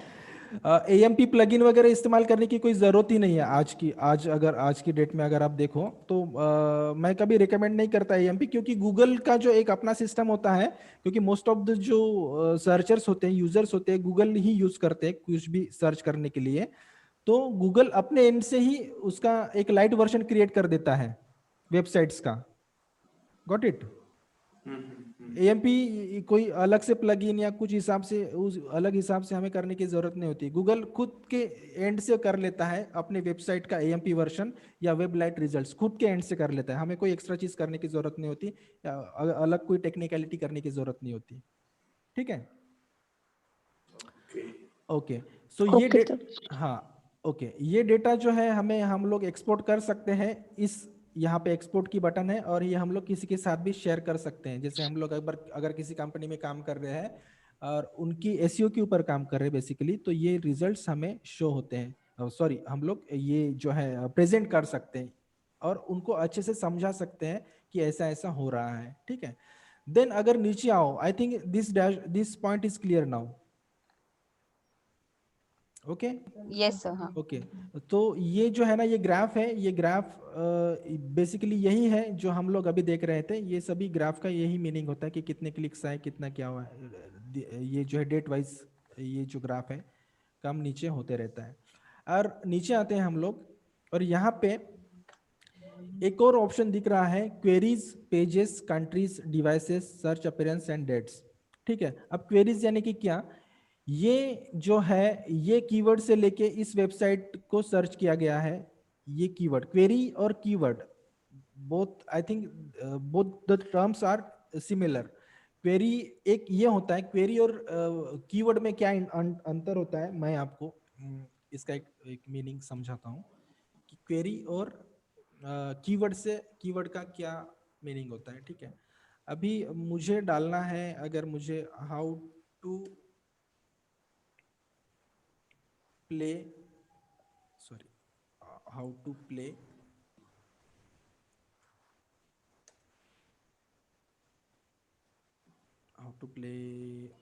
गिटार। ठीक है, हाउ टू प्ले गिटार, ये मेरा एक कीवर्ड है, सॉरी ये क्वेरी है। ठीक है, अभी इसमें कीवर्ड क्या होगा, प्ले गिटार, ये प्ले गिटार ये कीवर्ड होगा। तो बेसिकली ये कीवर्ड है और ये मेरी क्वेरी है। अब ये जैसे मैं ये सर्च कर रहा हूँ, ये क्वेरी, सो यहाँ पे हाउ टू प्ले, ये क्वेरी में सर्च कर रहा हूँ और यहाँ मुझे कुछ रिजल्ट्स आ रहे हैं, बट ये मेरी क्वेरी है। और इस जो भी यहाँ पे कोई ब्लॉग लिखा होगा, यहाँ पे कोई भी ब्लॉग लिखा होगा, तो जो प्ले गिटार है वो एक कीवर्ड हो सकता है और क्वेरी मेरी अलग हो सकती है। क्वेरी मीन्स व्हाट, मेरा जो प्रॉब्लम है, मेरी समस्या, मेरा जो भी क्वेश्चन है वो मैं गूगल को पूछ रहा हूँ, और उस समस्या या प्रॉब्लम में जो कीवर्ड है वो होता है बेसिकली कीवर्ड, और जो मैं जो पूछ रहा हूँ वो होती है क्वेरी। ठीक है, और कीवर्ड और क्वेरी में ज्यादा कोई अंतर नहीं होता, इसमें भी आप डिफरेंशिएट करने की उतनी कोशिश मत करो, जस्ट मैं एक मीनिंग समझाया मैंने आपको।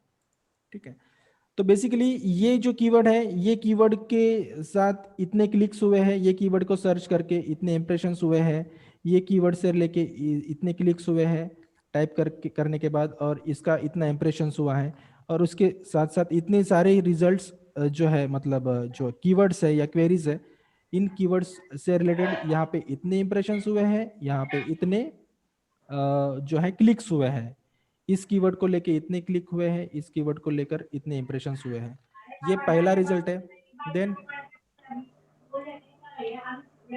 कोई म्यूट कर लो, कोई म्यूट कर लो, किसी का कोई साउंड आ रहा है। Thank you.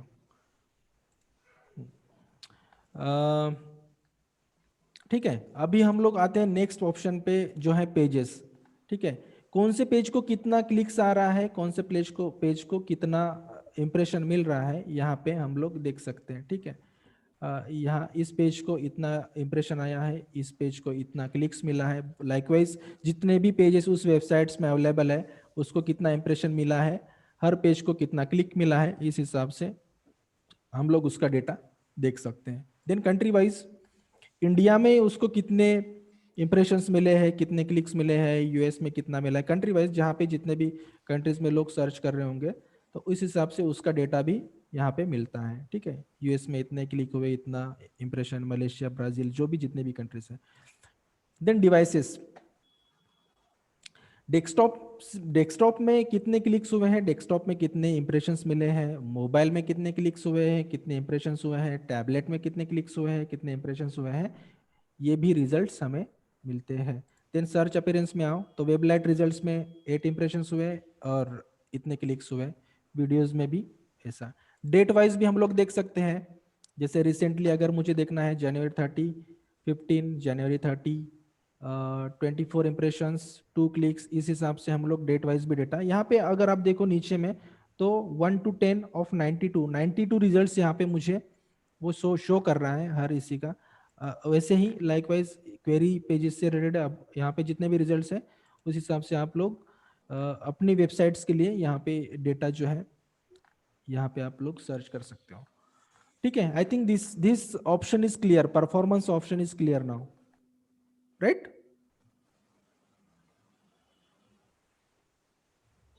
हाँ क्लियर है। Yes sir. Yes yes. अभी आते हैं सेकंड ऑप्शन, यूआरएल इंस्पेक्शन में। यूआरएल इंस्पेक्शन यानी कि क्या? अभी यूआरएल इंस्पेक्शन जैसे मेरी जो वेबसाइट है उसमें अगर कोई URL जो है इंडेक्स नहीं हुआ है, मतलब हो सकता है जैसे मैं एक वेबसाइट ले लेता हूं, क्योंकि इसी वेबसाइट का डेटा मैं आपको शो कर रहा हूं तो मुझे वही वेबसाइट लेनी पड़ेगी। तो अगर मुझे URL इंस्पेक्शन यानी जैसे कोई लिंक है, मतलब हो सकता है मैं जितने भी पेजेस बनाया मैंने, होम का पेज हो गया, उसमें अबाउट अस, उसमें सर्विसेज पेज, उसमें कॉन्टैक्ट अस, जो भी जितने भी पेजेस मैंने वहाँ पे बनाए हैं मेरी वेबसाइट में, अगर वो पेजेस इंडेक्स नहीं हुए हैं, अगर इंडेक्स नहीं हुए हैं या इंडेक्स हो गए हैं मुझे पता नहीं है, अगर मुझे देखना है कि इंडेक्स हुए हैं या नहीं हुए हैं, तो उसके लिए मैं क्या करूँगा, सबसे पहले तो एक कोई पेज लेता हूँ मैं, यहाँ पे इसका URL ले लेता हूँ मैं, कॉपी करता हूँ और यहाँ पेस्ट कर देता हूँ, ठीक है, और एंटर करने के बाद वो URL जो है गूगल में इंडेक्स हुआ है या नहीं हुआ है वो मुझे वहाँ पे पता चल जाएगा। ये देखिए यहाँ पे रिजल्ट आ गया, URL is on Google, it can appear in Google search results. मतलब ये URL जो है, ये जो पेज है, गूगल के क्रॉलर ने इंडेक्स कर लिया है और ये गूगल के सर्च इंजन में अवेलेबल है, इसका ये मीनिंग हुआ है। कवरेज का जो ऑप्शन है, कवरेज का भी ऑप्शन हम लोग आगे चल के देख रहे हैं। मतलब अभी मैं इसका बताऊंगा कि ये जैसे ये क्रॉल हुआ है कब, जनवरी 26 को इसके क्रॉलर आए थे। कौन सा क्रॉलर आया था, तो गूगल बॉट डेस्कटॉप का क्रॉलर आया था। डेस्कटॉप का क्रॉलर और स्मार्टफोन का क्रॉलर और टैबलेट का क्रॉलर अलग अलग क्रॉलर्स होते हैं, बट डजेंट मैटर कि अगर डेस्कटॉप का क्रॉलर आया है तो स्मार्टफोन में नहीं दिखेगा या स्मार्टफोन पे सर्च नहीं होगा, तो ऐसा कोई होता नहीं है। मोस्टली डेस्कटॉप या स्मार्टफोन के क्रॉलर्स आते हैं। यहाँ पे आपको कोई अगर दूसरी वेबसाइट में अगर लेता हूँ तो यहाँ पे कहीं स्मार्टफोन, यहाँ पे गूगल बॉट, यहाँ पे स्मार्टफोन यहाँ पे लिख के आएगा, कहीं यहाँ पे टैबलेट लिख के आएगा, ठीक है। तो कोई भी बॉट जो होता है, कोई भी क्रॉलर है गूगल का, आके हमारी वेबसाइट को विजिट करके कभी भी जा सकता है, क्योंकि हमने उसको अलाउ किया है परमिशंस, ठीक है। तो क्रॉल अलाउड, ये देखिए यहाँ पे yes, then page fetch successfully, ये पेज फेच हो चुका है गूगल के क्रॉलर्स के द्वारा। Indexing allowed, yes indexing allowed किया है हमने। देन साइट मैप्स का जो है ना, ये मैं अलग सा इसका टॉपिक लेने वाला हूँ, ये बहुत ही इंपॉर्टेंट है। साइट मैप्स और robots.txt, ये भी आपने टर्म्स आपने सुने नहीं होंगे, तो ये इसको भी मैं फैमिलियर कर दूंगा आगे की सेशंस में, क्योंकि ये इनको समझना बहुत ज़रूरी है। अगर आप कहीं एसईओ के पॉइंट ऑफ व्यू से, अगर एसईओ एग्जीक्यूटिव के पोस्ट के लिए अगर आप कहीं इंटरव्यू देने जा रहे हैं, या कोई भी एम्प्लॉयर आपको इंटरव्यू कर रहा है, तो उसको डेफिनेटली मैं बता सकता हूँ कि robots.txt क्या होता है, या साइट में आप कैसे जनरेट करके कहाँ पे मतलब कैसे लगा सकते हो, या इस तरीके के सवाल पूछ सकता है, ठीक है। तो इसका भी मैं एक डिटेल्ड में सेशन आगे चल के हम लोग लेंगे, ठीक है। देन अभी इसको समझो मत कि साइट में आप यहाँ पे क्या है, इसका मैं डिटेल में आपको समझाऊंगा, ठीक है। देन यहाँ पे इंडेक्सिंग जो है, ये जो URL है इंडेक्स किया गया है। अब कैनोनिकल क्या है और कैनोनिकल का मीनिंग क्या होता है, ये भी मैं आगे चल के आपको बताऊंगा। इसमें जो भी मैंने अभी जितने भी टर्म्स यूज किए हैं, जैसे साइट मैप आया है, robots.txt भी आएगा और ये कैनोनिकल टैग भी आएगा, ये सभी जो है, ये सभी जो टर्म्स है, इसको डिटेल्ड में हम लोग समझेंगे आगे के सेशंस में, क्योंकि अगर मैं इसको समझूंगा तो गूगल सर्च कंसोल यहाँ पे कंप्लीट नहीं होगा और इसका मीनिंग जो है ना, हमें आगे अच्छे से चल के समझ में आएगा, ठीक है। तो अभी आई नीड अ ब्रेक, मैं थोड़ा सा पानी पी लेता हूँ।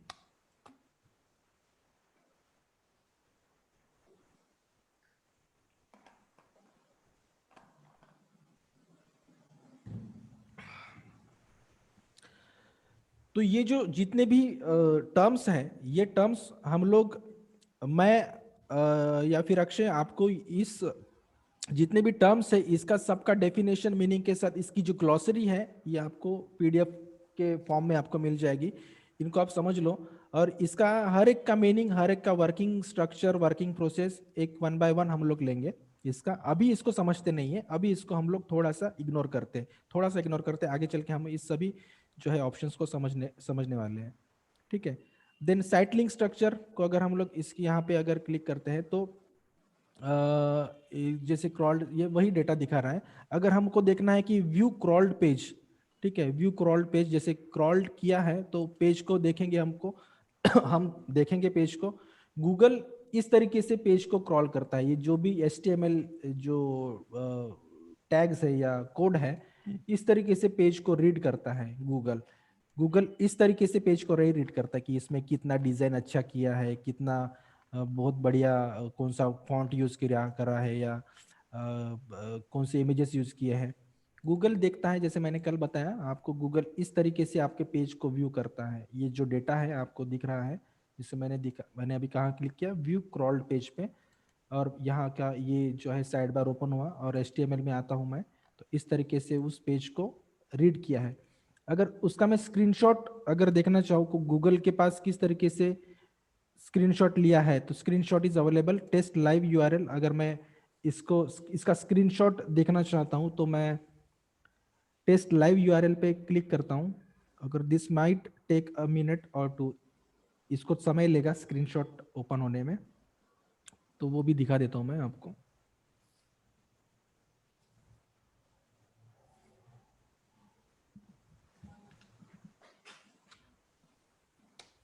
मतलब गूगल किस तरीके से उसका स्क्रीनशॉट लेके अपने जो है डेटाबेस में स्टोर करके रखा है, ये भी आपको दिख जाएगा।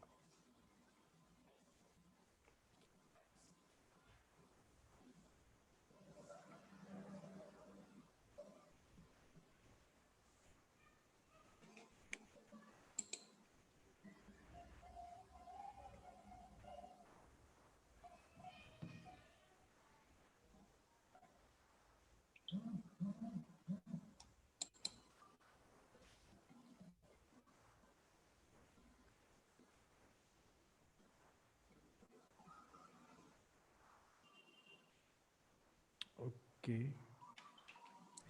देखिए इस तरीके से स्क्रीनशॉट लिया है उसने, गूगल के बॉट्स ने। तो ये this is not clear, but इस तरीके से उसने स्क्रीनशॉट लिया है, ठीक है। हर एक पेज का अलग अलग स्क्रीनशॉट वहाँ पे वो लेके रखता है। मोर इन्फो पे आएंगे तो इसका कोई मीनिंग नहीं होता वैसे, ठीक है।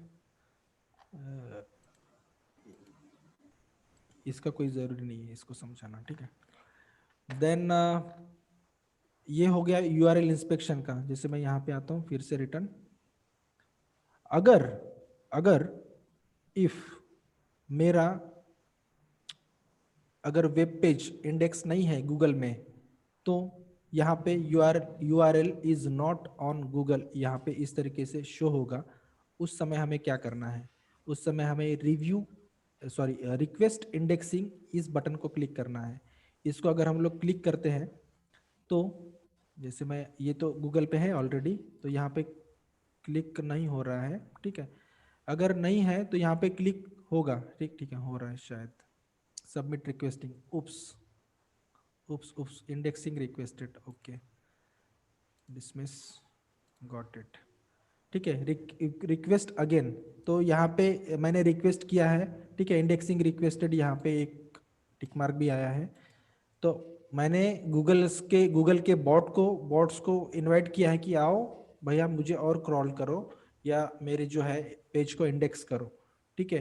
फिर से आएंगे और फिर से इंडेक्स करेंगे, ठीक है। अगर कोई इशू नहीं है तो मैंने कुछ चेंजेस किए हैं, जैसे मान लो कि मैं यहाँ इस पेज में अगर कोई और डेटा डालता हूँ और कोई कंटेंट यहाँ पे अपडेट करता हूँ, और फिर मुझे क्या करना है, फिर मुझे यहाँ पे आना है और फिर मुझे यहाँ पे रिक्वेस्ट इंडेक्सिंग करनी है। बार बार जब भी मैं अपडेट करता हूँ, चाहे ब्लॉग पेज हो, ब्लॉग का URL हो या वेब पेज हो, यहाँ पे मुझे वो इंस्पेक्ट URL में जाना, URL इंस्पेक्शन में मुझे वो URL डालना है। और अगर मैंने कुछ नया अपडेट किया है तो यहाँ पे रिक्वेस्ट करना ही है, करना पड़ेगा आपको, ठीक है, इस तरीके से। I think this is clear now, right? So next move on to the next topic, coverage. Coverage जो है ये ऑप्शन के ऊपर आते हैं हम लोग। अब कवरेज क्या है, जैसे जितने भी पेजेस है मेरे वेबसाइट पे, उस पेजेस में, उन पेजेस में गूगल अगर कोई दिक्कत आती है गूगल के बॉट्स को रीड करने में, तो मुझे वो एरर्स दिखाएगा। अगर एरर्स नहीं है तो मुझे वो वैलिड दिखाएगा, या अगर एरर्स है फिर भी वो दिखा रहा है तो वैलिड विथ वार्निंग। इसका एक एक मतलब हम लोग समझेंगे अभी। जैसे इसका जो है इस कवरेज टैब का डैशबोर्ड इस तरीके से ओपन होगा। यहाँ पे भी हम लोग इस डेटा को भी हम लोग एक्सपोर्ट कर सकते हैं गूगल शीट्स, डाउनलोड एक्सेल या CSV फाइल में। इसको भी हम लोग शेयर कर सकते हैं अपनी टीम के साथ। इसमें प्राइमरी क्रॉलर आया था डेस्कटॉप का, है ना, प्राइमरी क्रॉलर आया था डेस्कटॉप का। और कब हुआ था? 30 जनवरी को, 30/1/21 को ये अपडेट हुआ था पेज। ठीक है, तो स्मार्टफोन का क्रॉलर नहीं आया था। मोस्टली स्मार्टफोन के क्रॉलर्स आते हैं। ठीक है, और मैं अभी एक और चीज़ बता रहा हूँ आपको। गूगल सर्च कंसोल का जो डेटा है टाइम टू टाइम यहाँ इस ऑप्शंस में कभी बढ़ेंगे ये ऑप्शंस या फिर घटेंगे आपकी वेबसाइट के हिसाब से। ठीक है, आप जिस भी प्रोजेक्ट्स पे काम कर रहे हो या फिर आपका खुद का वेबसाइट किस तरीके का है, उस हिसाब से आपको गूगल जो है सर्च कंसोल आपको यहाँ पे ऑप्शंस देगा। ठीक है, मैं अगर दूसरा अगर मैं कोई ब्लॉग लेता हूँ, जैसे मेरा ब्लॉग है, अगर इस ब्लॉग का मैं ये लेता हूँ, देखिए यहाँ पे ऑप्शंस बढ़ चुके हैं। ठीक है, यहाँ पे ऑप्शंस बढ़ चुके हैं। इस हिसाब से आपको ऑप्शंस मिलेंगे गूगल सर्च कंसोल में।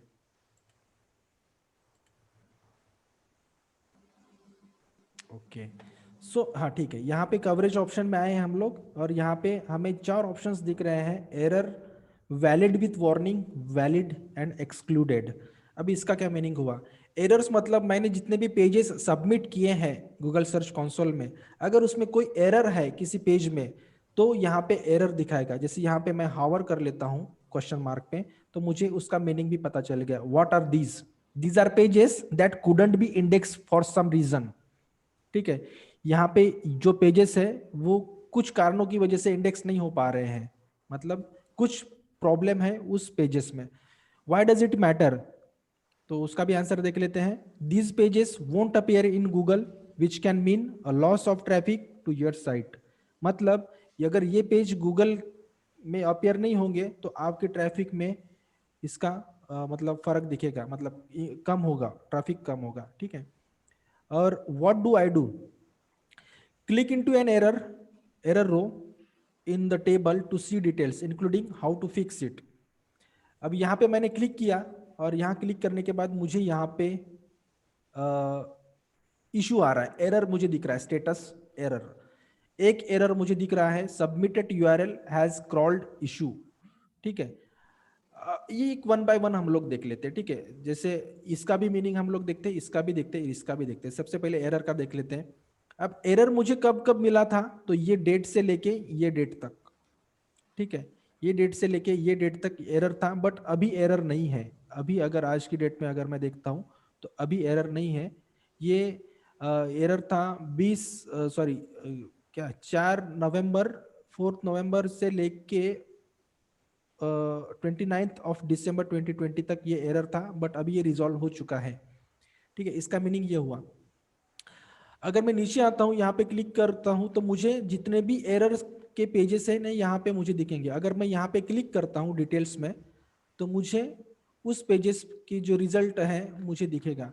जैसे यहाँ पे submitted URL has crawl issue, मतलब वो क्रॉल नहीं हो पा रहा था, ये क्रॉलर का एरर था। अगर मैं नीचे आता हूँ तो यहाँ पे कोई लिंक नहीं है। ठीक है, यहाँ पे कोई लिंक नहीं है, कोई URL नहीं है, मतलब वो रिजॉल्व हो चुका है। अगर यहाँ पे लिंक है तो उसको रिजॉल्व करना चाहिए हमें। मतलब रिजॉल्व कैसे करना चाहिए? उस लिंक को लो और यहाँ URL इंस्पेक्शन में आओ, और यहाँ पे URL इंस्पेक्शन में डालो उसको, और रिक्वेस्ट इंडेक्सिंग करो फिर से। ठीक है, अगर उसमें कोई एरर है तो। ठीक है, देन फिर से हम लोग आते हैं, ये फर्स्ट पॉइंट था। अब कवरेज में आते हैं फिर से। यहाँ पे वैलिड विथ वार्निंग्स, इसका क्या मीनिंग है? इसको भी एक हावर करके देख लेते हैं। अगर देखो मैं यहाँ पे आपको जो भी समझा रहा हूँ वो सिंपलेस्ट लैंग्वेज में समझा रहा हूँ। अगर आपको कुछ भी प्रॉब्लम है इन सारे टर्म से रिलेटेड, यहाँ पे क्वेश्चन मार्क है, आप यहाँ पे हावर करके देख सकते हो कि इसका क्या मीनिंग होता है, इसका क्या मीनिंग होता है और इसका क्या मीनिंग होता है। सभी चीज़ों का मीनिंग यहाँ पे आपको मिल जाएगा। ठीक है, वैलिड विथ वार्निंग्स ये क्या है? What are these? These are pages that have been indexed, but there are some issues and we are not sure if they are intentional on your part. मतलब ये पेजेस है, index हो चुके हैं, Google के रिजल्ट्स में आ भी रहे हैं, बट मैं आपको वार्निंग दे रहा हूँ, गूगल बोल रहे हैं कि मैं आपको वार्निंग दे रहा हूँ कि आपने इंटेंशनली यहाँ पे कोई मतलब करके रखा है। जैसे robots.txt का एक फॉर्मेट होता है जो आगे चल के मैं बताने वाला हूँ आपको।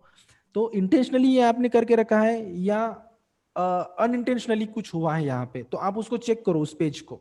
ठीक है, why does it matter? These appear in Google now, but perhaps you didn't want them to. ठीक है, इसका क्या मीनिंग हुआ? ये गूगल में सर्च तो हो रहे हैं, बट हो सकता है आप नहीं शो करना चाहते हो गूगल में। अगर नहीं शो करना चाहते हो तो इसको गूगल के सर्च कंसोल से रिमूव कर दो। अब रिमूव करने का जो भी है, नीचे आके हम लोग देखने वाले कि हमारा जो भी पेज है या यूआरएल है उसको रिमूव करना है गूगल सर्च कंसोल से या गूगल सर्च रिजल्ट्स में से रिमूव करना है, तो उसका भी एक प्रोसेस है, हम लोग आगे चल के देखने वाले उसको। ठीक है, then what do I do? Click into warning row in the table to see details about the warnings and decide if the detected issue is intentional on your part. जैसे मैं यहाँ पे क्लिक करता हूँ तो यहाँ पे येलो एक मतलब कलर दिखेगा वार्निंग्स का। यहाँ पे अगर मैं फिर से अगर यहाँ पे देख रहा हूँ तो यहाँ पे फिर से एक यूआरएल का इशू है, तो वही इशू है, सेम इशू है। यहाँ पे अगर मैं नीचे देखता हूँ तो कोई यूआरएल नहीं है, मतलब ये भी मैंने सॉल्व कर दिया है। ठीक है, अगर कोई है इशू तो उसको यूआरएल को ओपन करो और उसमें कुछ इशू दिख रहा है क्या वहां पे, मतलब कुछ भी इशू हो सकता है जैसे इंडेक्सिंग से रिलेटेड या क्रॉलिंग से रिलेटेड, तो यहाँ पे आओ आप यूआरएल इंस्पेक्शन में। अगर कोई इशू नहीं दिख रहा है तो आपको यहाँ फिर से जाके रिक्वेस्ट इंडेक्सिंग कर लेना है। ठीक है, प्रॉब्लम सॉल्व हो जाएगा विद इन 48 आवर्स और 24 आवर्स में। अगर मैं यहाँ वैलिड पे क्लिक करता हूँ तो यहाँ ग्रीन सिग्नल दिखाएगा। वैलिड मतलब इतने सारे पेजेस जो है ना वैलिड है, इसका भी क्या मीनिंग है देख लेते हैं। What are these pages have been indexed, मतलब ये सारे जो पेजेस है ना इंडेक्स हो चुके हैं। What do I do? Nothing, they are successfully indexed. Click into a row in the table to learn more about the specific status. मतलब जैसे देखिए यहाँ पे नीचे में रेड लाइन दिख रही है, ये एरर्स थे बट ये सॉल्व हो चुके हैं। ठीक है, अभी मैं यहाँ पे आता हूँ तो सबमिटेड एंड इंडेक्स इतने पेजेस हैं। यूआरएल जो है ये जो क्रॉल इशू था ये था। देन ये जो है वैलिड, जितने भी यूआरएल्स है वैलिड हैं। और यहाँ पे अगर मैं क्लिक करता हूँ सबमिटेड एंड इंडेक्स पेजेस में, तो ये जितने भी पेजेस हैं इस वेबसाइट के सभी पेजेस इंडेक्स हो चुके हैं और सर्च रिजल्ट्स में दिखेंगे। ठीक है, या दिख रहे होंगे। फिर से मैं आता हूँ वैलिड में और बाकी के जो यूआरएल्स है indexed not submitted in site map. अगर मैं देखता हूँ कि ये जो पेजेस है ये साइट मैप में इंडेक्स नहीं है, मतलब मुझे फिर से साइट मैप जनरेट करना होगा। इसका प्रोसेस मैं बताऊंगा आपको, कल बताऊंगा इसका साइट मैप का जनरेशन, robots.txt, कैनोनिकल टैग्स वगैरह वन बाय वन लेंगे, क्योंकि हर एक का पार्ट अलग अलग मीनिंग है, हर एक को हम लोग रफ एंड टफली नहीं समझेंगे। ठीक है, सब कुछ डिटेल में समझना है हमें। देन एक्सक्लूडेड में आएंगे तो एक्सक्लूडेड का क्या मीनिंग है, हावर करके देख लेते हैं। These are the pages that were intentionally not indexed. Why does it matter? These pages won't appear in Google but that was probably intentional. What do I do? Click into a row in the table to see the details. अब ये जो भी errors है, ये errors मैंने एक Google ने excluded कर दिए हैं। क्यों? क्योंकि ये इंटेंशनल है, क्योंकि मुझे नहीं करना है ये सभी पेजेस को इंडेक्स या सभी यूआरएल्स को इंडेक्स। अभी यहाँ पे जितने भी जैसे 404 एरर है, 404 सॉफ्ट 404 एरर क्या है इसका मैं बताता हूँ। ठीक है, ये बाकी के जो है हमने देख ही लिए हैं। ठीक है, अब सॉफ्ट 404 एरर क्या होता है? जैसे किसी पेज में कोई एरर है। अब सॉफ्ट 404 अभी नहीं बताऊंगा मैं, ठीक है, इसको भी हम लोग आगे चल के देख लेते हैं। जैसे कोई इसका एक सिंपल सा मीनिंग बता देता हूं मैं। जैसे ये वेबसाइट है, यहाँ पे कोई अगर मुझे दिख नहीं रहा है, कोई यूआरएल यहाँ पे अवेलेबल नहीं है जिसको मैं सर्च करने की कोशिश कर रहा हूँ, तो मुझे 404 एरर बताएगा। ठीक है, शायद इस वेबसाइट में 404 एरर है कि नहीं है मुझे पता नहीं।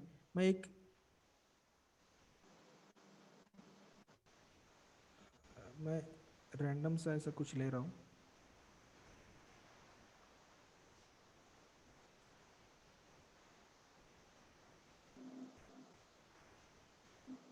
XYZ कुछ ले रहा हूँ।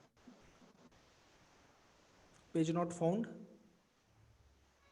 ठीक है। ये इसको बोलते हैं ना 404 एरर। एक्चुअली इसको सेट नहीं किया गया है प्रॉपरली, बट इसको बोलते हैं 404 एरर। बट मतलब ये पेज जो आप ढूंढने की कोशिश कर रहे हो ये इस वेबसाइट पे अवेलेबल है नहीं, ठीक है। तो ये होता है 404 एरर। अब 404 एरर यानी कि आप ऐसा पेज क्रिएट करके रख रहे हो अपने वेबसाइट के ऊपर जो अगर कोई विजिटर आता भी है तो उसका वो एग्जिट नहीं करेगा, बाकी के पेजेस पे जाएगा, ठीक है। बाकी के पेजेस पे जाएगा आपके, तो बाउंस रेट नहीं बढ़ेगा, मतलब एग्जिट नहीं होगा इजीली, ठीक है। उसको बोलते हैं 404। इसको भी हम लोग आगे चल के डिटेल में समझने वाले हैं। अब सॉफ्ट 404 एरर क्या होता है? तो सॉफ्ट 404 एरर यानी कि एरर तो है बट उसमें कोई कंटेंट में इशू है या उसके टेक्स्ट में कोई इशू है, या हम लोग इंटेंशनली उसको कुछ कर रहे हैं, मतलब इमेजेस को हाइड करने की कोशिश कर रहे हैं या नहीं दिखा रहे हैं, तो उसको बोलते हैं सॉफ्ट 404 एरर। इसको भी हम लोग आगे चल के समझेंगे, ठीक है। तो ये होते हैं एक्सक्लूडेड पेजेस जो इंडेक्स नहीं करना है हमें गूगल के सर्च कंसोल में। Then I think it is clear now.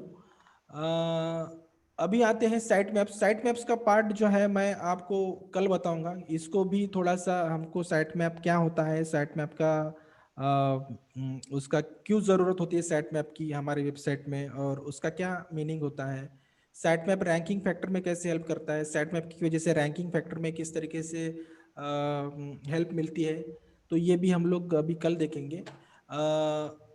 Site map का मैं अभी आपको नहीं बताऊंगा, ठीक है। इसको बताने के लिए अभी बहुत टाइम लगेगा। देन अभी हम आते हैं नेक्स्ट पॉइंट पे, रिमूवल्स पे, ठीक है। साइट मैप का हम लोग अभी थोड़ा सा होल्ड करके रखते हैं कल के लिए। रिमूवल्स, रिमूवल्स का क्या है मतलब, जैसे मुझे कोई यूआरएल है मेरे पेज का, जैसे ये यूआरएल है मेरे पेज में अवेलेबल है ऐसा समझ लेते हैं, या कोई जैसे कोई भी यूआरएल है, इसको क्लिक कर लेता हूँ।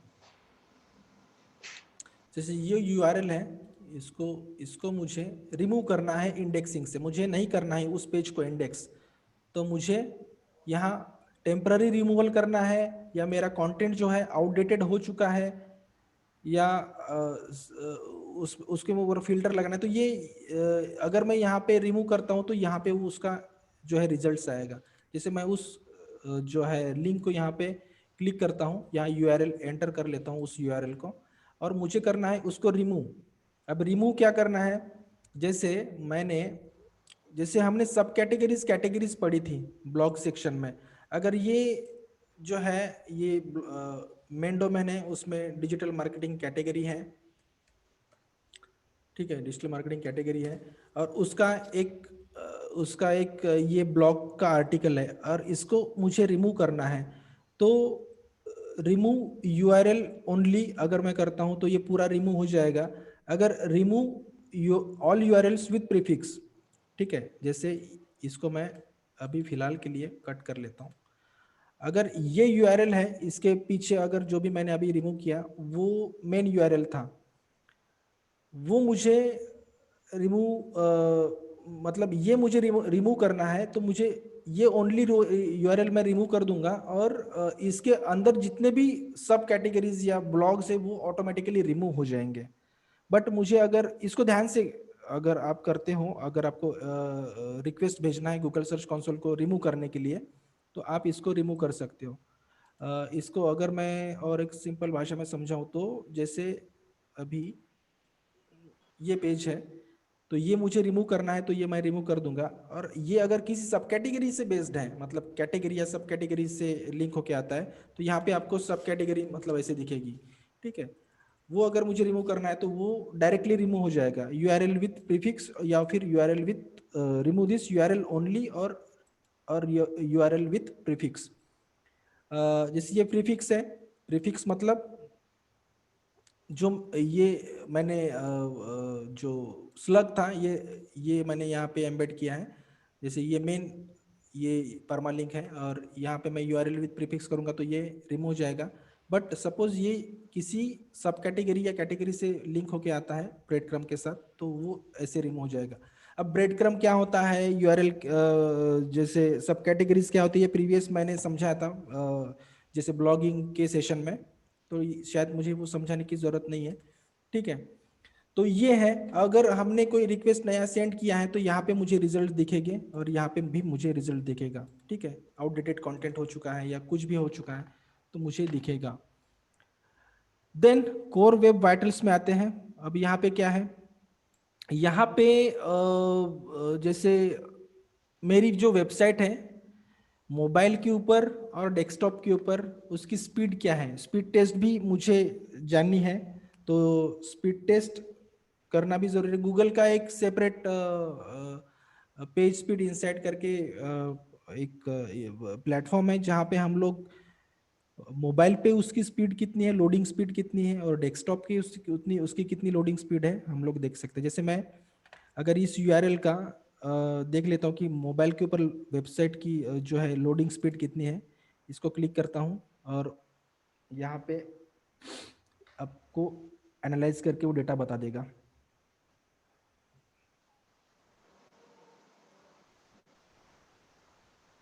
या फिर आप गूगल में आओ यहाँ पे और पेज स्पीड ये नोट करके रख सकते हो आप, पेज स्पीड इनसाइट्स करके आप अगर टाइप करो तो गूगल का एक खुद का प्लेटफॉर्म है। ये भी आप यहाँ पे किसी भी साइट का आप अपनी साइट का नहीं बल्कि किसी भी साइट का आप डेटा देख सकते हो कि पेज स्पीड उसका कितना है या वेबसाइट की लोडिंग स्पीड कितनी है, कितना टाइम लेता है वगैरह वगैरह।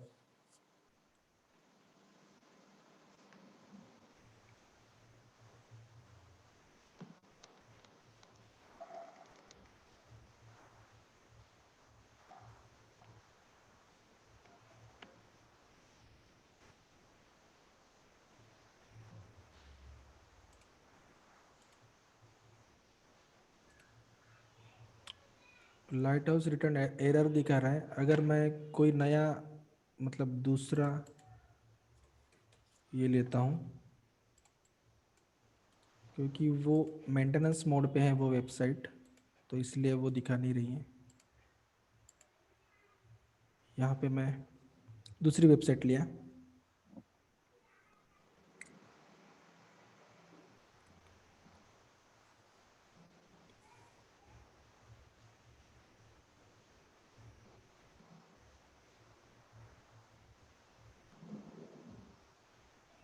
कितना होना चाहिए loading speed? Loading speed mostly जो होता है 1.2 सेकंड या 2.5 सेकंड्स के बीच में होना चाहिए। वो स्टैंडर्ड है। ठीक है, 22 मोबाइल पे है और डेस्कटॉप पे 27। अगर मैं शाउट में लाउड कर लेता हूँ तो वो उनका अच्छा रहेगा शायद से। 22 क्या है, यूनिट क्या है इसका? हाँ मैं बताता हूँ, हाँ मैं बताता हूँ उसका। 22 ये एक मतलब पॉइंट्स के हिसाब से आप समझ लो, मतलब 0 to 49 एक पुअर मतलब परफॉर्मेंस है हमारी वेबसाइट का, 0 to 49 जिससे रेड सिग्नल आता है। देन 50 to आई थिंक 90 ये एवरेज स्पीड है, मतलब एवरेज है हमारी वेबसाइट का स्पीड। जैसे शाउट मी लाउड का मैं देख रहा हूँ मोबाइल में 50 मतलब मार्क्स मिले हैं उसको, ऐसा समझ लो आप। ठीक है, तो 0 to 49 मतलब बहुत ही पुअर है और 50 to 89 एवरेज है मतलब येलो कलर और 90 to 100 एक्सलेंट। ठीक है, मतलब ये डेस्कटॉप पे इसका लोडिंग स्पीड इतना है, इसको इतने मार्क्स मिले हैं और मोबाइल में अगर हम लोग देखते हैं तो 15 मार्क्स मिले इस तरीके से। ठीक है, ओके, मतलब वेबसाइट अगर 1.2 टू 1.5 सेकंड में लोड हो जाती है तो ये स्कोर 90 के आसपास दिखाएगा। यस परफेक्ट, ये बताएगा जितना फास्ट लोडिंग होगा उसका उतना जैसे उसका उतना जो है स्कोर ज्यादा होगा। स्कोर ज़्यादा होगा। जैसे मैं एक और वेबसाइट लेता हूँ,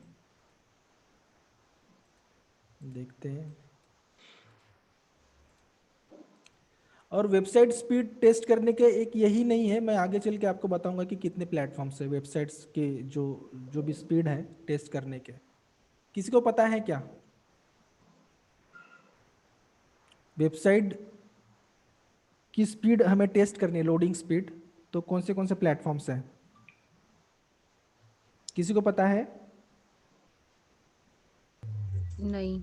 नहीं, ओके, आगे चल के हम लोग उसके बारे में देखिए। ये एक वेबसाइट है जिसका 41 स्कोर है मोबाइल में और डेस्कटॉप में 68, मतलब ठीक है एवरेज, मतलब किसी का भी 90 के ऊपर अगर रहा, मतलब होता है बहुत सारी वेबसाइट्स का 90% वेबसाइट्स का 90 के ऊपर नहीं रहता है, 90% वेबसाइट्स का 90 के ऊपर वेबसाइट स्पीड नहीं रहता है, ये मेरी बात ध्यान से समझ लो आप, ठीक है। सो यहाँ पे कोर वेब वाइटल्स में हम लोग ये चीज समझ लेते हैं, जैसे मोबाइल का हमने टेस्ट किया और डेस्कटॉप का भी वही सेम ही प्रोसेस है, ठीक है। उसके बाद मोबाइल यूजेबिलिटी। सो ये आई थिंक इसको अभी हम लोग यहीं पे स्टॉप कर देते हैं ये सेशन को। कल जो भी है जितने भी ऑप्शंस है उसको हम लोग कंटिन्यू करेंगे, जैसे साइट मैप से रिलेटेड और बाकी के जो भी ऑप्शंस है, ठीक है। ओके। ओके, किसी को कुछ ओके, सवाल है, पूछना है? हाँ प्लीज सवाल पूछिए कुछ तो। किसी को कुछ पूछना है क्या?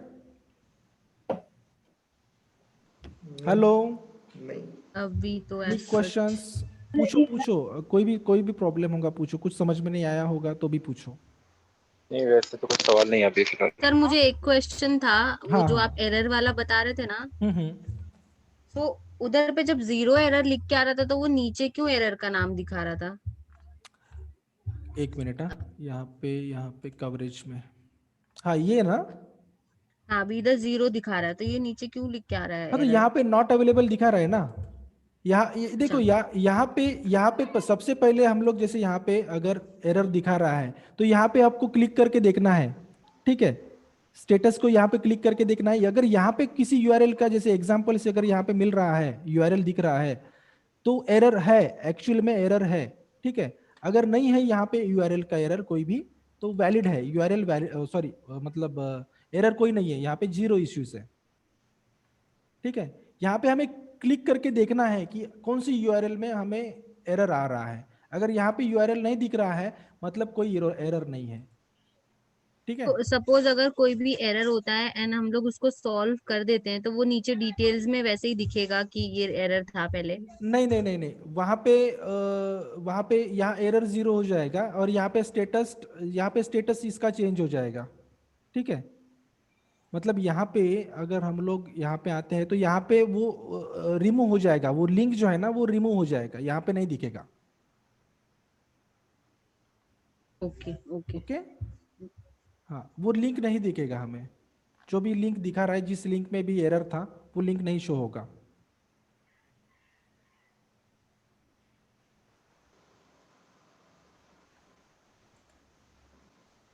जैसे स्टेटस यहाँ पे लिखा है सक्सेस करके आया है, यहाँ पे देखो इस तरीके का वहाँ पे ऑप्शन दिखाएगा या फिर स्टेटस दिखाएगा।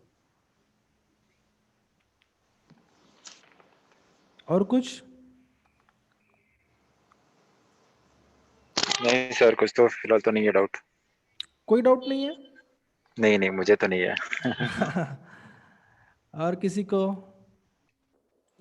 जैसे दिग्विजय, प्रणय, पूजा, विजय लक्ष्मी, वृषाली? नहीं सर मुझे वही एक क्वेश्चन था। हाँ okay. मैं कल वाला लेक्चर देख के और उसके बाद में देखती हूँ, बिकॉज कल वाला लेक्चर मैं एक बार अटेंड कर लूंगी और फिर मैं आपसे पूछती हूँ फिर। या फाइन, ठीक है ना। Thank you sir. Okay so I think किसी को कोई क्वेश्चन नहीं है आई गेस। ना सर नहीं है। ओके कोई क्वेश्चन मुझे है? जो था वो मैंने पूछ लिया था क्लास के टाइम पे, तो अभी तो नहीं है।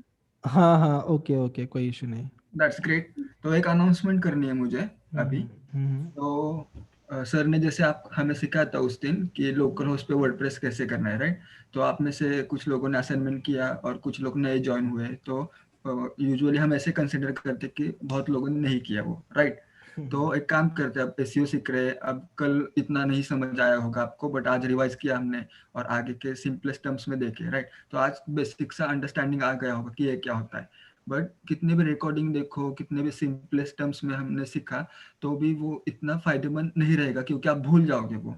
तो एक Correct. काम करते हैं, अब लोकल होस्ट पे नहीं, एक एक्चुअल होस्टिंग और डोमेन लेके वेबसाइट बनाते हैं।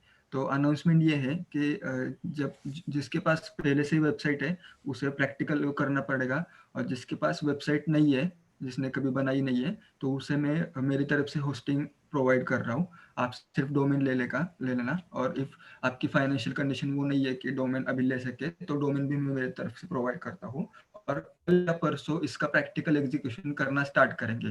तो जो लेक्चर होगा 8 से 9:30 बजे के बीच, तो दूसरे दिन तक पूरा दिन मिल रहा है आपको, राइट? तो वहाँ पे एग्जीक्यूशन कर लेना है अपने खुद के वेबसाइट पे। तो इससे होगा क्या, आपको जल्दी से समझ आएगा। और अभी जो आपके पास कुछ डाउट्स नहीं है, बहुत लोगों के पास कि अभी तो कुछ डाउट नहीं है, जब आप करने बैठोगे तो बहुत सारे डाउट्स आएंगे, तो वो डाउट्स भी हम क्लियर करा करेंगे।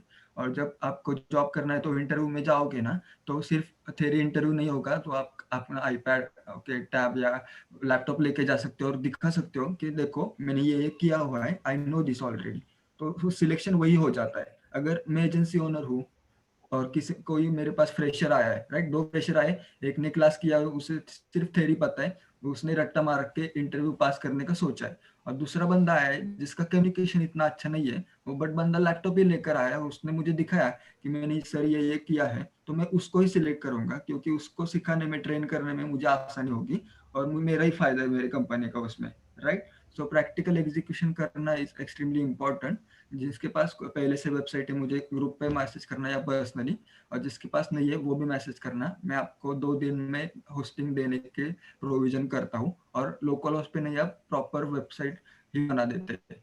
दूसरी चीज, जो लोग नए ज्वाइन हुए उनको पहले क्या सिखाए वो पता नहीं, रिकॉर्डिंग देख लेना, और आपके सेशंस वो डेफिनेटली कवर तो होने ही वाले अगले वाले बैच में, बट आई रिकमेंड कि उसका इंतजार मत करिए, थोड़ा सा स्पीड अप करिए और प्रीवियस रिकॉर्डिंग देख लीजिए, और हम ट्राई करेंगे कि आप पिछले वाले बैच के साथ ही मैचअप हो। सेशन तो नो डाउट हो गई, बट आपका ही फायदा है अगर आप स्पीड अप करेंगे, राइट? रोज 3-4 घंटे भी किए ना, तो जल्दी से आपका स्पीड अप हो जाएगा। Got it? Right right. Yes, okay, कैसा right. है, हम लोग जो भी सीख रहे हैं ना, अगर हम लोग उसको तुरंत एग्जीक्यूट करके नहीं देखते हैं या अप्लाई करके नहीं देखते हैं, तो आई अश्योर्ड यू कि मैं गारंटी देता हूं आपको कि आप 100% भूल जाएंगे। अगर आप इम्प्लीमेंट नहीं कर रहे हो उस चीज को, मैं गारंटी देता हूं आप भूल जाएंगे। अगर आप इम्प्लीमेंट नहीं कर रहे हो, अगर आज कुछ सीखा है और कल आपने इम्प्लीमेंट नहीं किया है, या इंस्टेंटली इमीडिएट आपने इम्प्लीमेंट नहीं किया, तो ठीक है। अगर आपका आज तो कोई क्वेरी नहीं है, बट आगे चल के जब आप इम्प्लीमेंट करेंगे ना, तब आपको बहुत सारे डाउट्स, बहुत सारे एरर्स, बहुत सारे कॉन्फ्लिक्ट्स आएंगे। मैं आपको गारंटी देता हूँ।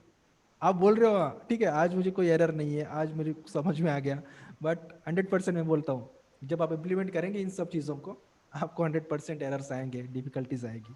वो तो है। वेबसाइट है सर कल जो हमने किया था ना HTML file Google search console की, तो मेरी 10-12 वेबसाइट है ऑलरेडी, तो मैंने एक ही HTML फाइल डाउनलोड की और हर एक वेबसाइट के cPanel में मैंने वो अपलोड, सेम फाइल सब में अपलोड कर दी, फिर भी वो वेरीफाई हो गया। Same file? हाँ। आपने डोमेन से सिलेक्ट किया होगा? नहीं, URL से। URL प्रीफिक्स अलग अलग वेबसाइट के लिए? हाँ, अलग अलग वेबसाइट का मैंने cPanel ओपन किया, एक ही आपने ये यहाँ पे ऐड प्रॉपर्टी नहीं किया, सिलेक्ट नहीं किया अलग अलग वेबसाइट के लिए? अलग अलग वेबसाइट का ऐड प्रॉपर्टी किया, URL से वो मैंने प्रोसेस किया, लेकिन वो जो नई फाइल आई ना वो डाउनलोड नहीं की, मैंने जो पुरानी वाली थी वही डाउनलोड की, अपलोड की उस पे, फिर भी वो वेरीफाई हो गया मेरा। वैसे एक ऐसे हो नहीं, गया। लेकिन वे एरर आ सकता है इन फ्यूचर, ठीक है। फॉर द टाइम बीइंग आपका वेरीफाई हो चुका होगा। मैंने क्यों किया ऐसा, क्योंकि जो पहले 2-3 बार जो डाउनलोड की ना फाइल, तो हर एक के नाम सेम ही थे। अच्छा, इसलिए मैंने फिर से नए से कुछ डाउनलोड नहीं किया, जो पहले थी वही कौन से मेथड से किया आपने? URL नहीं मतलब HTML टैग किया या डाउनलोड किया आपने फाइल? नहीं, HTML डाउनलोड किया। डाउनलोड किए फाइल और आपने उसको अपलोड किए कंट्रोल पैनल में फाइल मैनेजर में। हाँ ओके, और उसको पब्लिक HTML के या, और पब्लिक यहाँ HTML, आके वेरीफाई कर दिया तो हाँ। वो हो गया। अच्छा, अब ये तो मैं पहली बार सुन रहा हूँ कि हो गया। गूगल ऐसी मिस्टेक्स तो नहीं करता है एक्चुअली। अगर आपने किया है तो आपकी तरफ से भी ये मिस्टेक है, आपने नहीं करना चाहिए ऐसा। क्योंकि लेकिन अब अभी ठीक है, वेरीफाई हो चुका है। देखिए, एक फाइल समझो हम डाउनलोड करते हैं और हम्म, सेम फाइल दूसरी बार डाउनलोड करते हैं, तो जो डाउनलोड करने के बाद उसके नेम होता है ना, तो उसके नेम में ब्रैकेट में 1 आता है, कॉपी फाइल। कॉपीड फाइल, हाँ। हाँ, तो वैसे ये डाउनलोड हो रही थी। नहीं, वैसा तो नहीं होना चाहिए, क्योंकि आपको यहाँ पे ऐड प्रॉपर्टी में आना है और नया डोमेन डालना है। सेम किया था मैंने, सेम ऐड प्रोसेस किया मैंने। हर आप बार में ऐड प्रॉपर्टी करके नहीं, वो नया। क्या हो गया मैं बताता हूँ आपको। आपने हाँ जैसे देखिए मेरे स्क्रीन पे, मैं अगर, मेरी स्क्रीन दिख रही है आपको? हाँ ओके, जैसे मैंने ये एक सैंपल इमेजेस करके, ये मेरा एक फोल्डर है, ठीक है। हम्म ये समझ लेता हूँ मैं, जो भी HTML टैग का फोल्डर है, ठीक है। हम्म अगर इसको मैं कॉपी करता हूँ और इसी को मैं यही जो है ड्राइव में पेस्ट कर देता हूँ, तो यहाँ पे कॉपी आएगा या फिर 1 आएगा। हाँ हाँ तो इस तरीके से हुआ है। वो एक ही नेम के साथ आपको हर एक का एक अलग अलग वर्जन दिखेगा ना। हम्म समझ में आया आपको? हाँ मतलब एक ही फाइल आपको अलग अलग, इस फाइल के अंदर अलग डेटा है, इस फाइल के अंदर भी अलग डेटा है, ठीक है, बट फोल्डर ओके। का नाम अलग हो चुका है ना। हाँ समझ में आया? नाम सेम है लेकिन अंदर का कंटेंट अंदर का अलग है। कंटेंट तो अलग होगा ना, राइट। है कि नहीं? तो मैं वही सोच रहा था कि 10 सी पैनल में मैंने सेम फाइल नहीं अपलोड किया, नहीं, फिर भी और वो और और वेरीफाई हो और गया। और ये टेक्निक्स कभी यूज नहीं करना। हाँ। क्योंकि ठीक है आज आपका हो गया है, बट गूगल पेनलाइज करेगा आपको। नहीं, मैं वो करेक्ट कर दूंगा ना, वो जो रिमूव कर डिलीट दो और डिलीट आप कर फिर दूंगा से और और नए आप से कर दूंगा। फिर से रिस्टार्ट करो उस प्रोसेस को, हाँ, ठीक है। क्योंकि नया आपने फाइल अपलोड आपने करता जैसे हूँ। डाउनलोड फाइल में आए होंगे, डाउनलोड फाइल में एक ही फाइल आपको बार बार दिखी होगी, तो 1 2 3 ऐसे नाम तो लेगा ही ना वो ऑटोमेटिकली, हाँ है ना। So that was the main reason, ठीक है। राइट। जो पुरानी डिलीट करता हूँ और नए हाँ, से करता हूँ, ये पुरानी डिलीट कर दो आप और नए से करो आप। Okay, anything else? फिलहाल के लिए इतना नो ही। सर, फिलहाल के लिए कुछ नहीं। ओके, कोई भी क्वेश्चन हो तो पूछते जाओ, हाँ। ओके। ठीक है, okay, okay everybody, good night. Okay, good night good sir. Night, good night. Good या night, good night. Bye, good bye night, bye bye bye bye. Bye bye.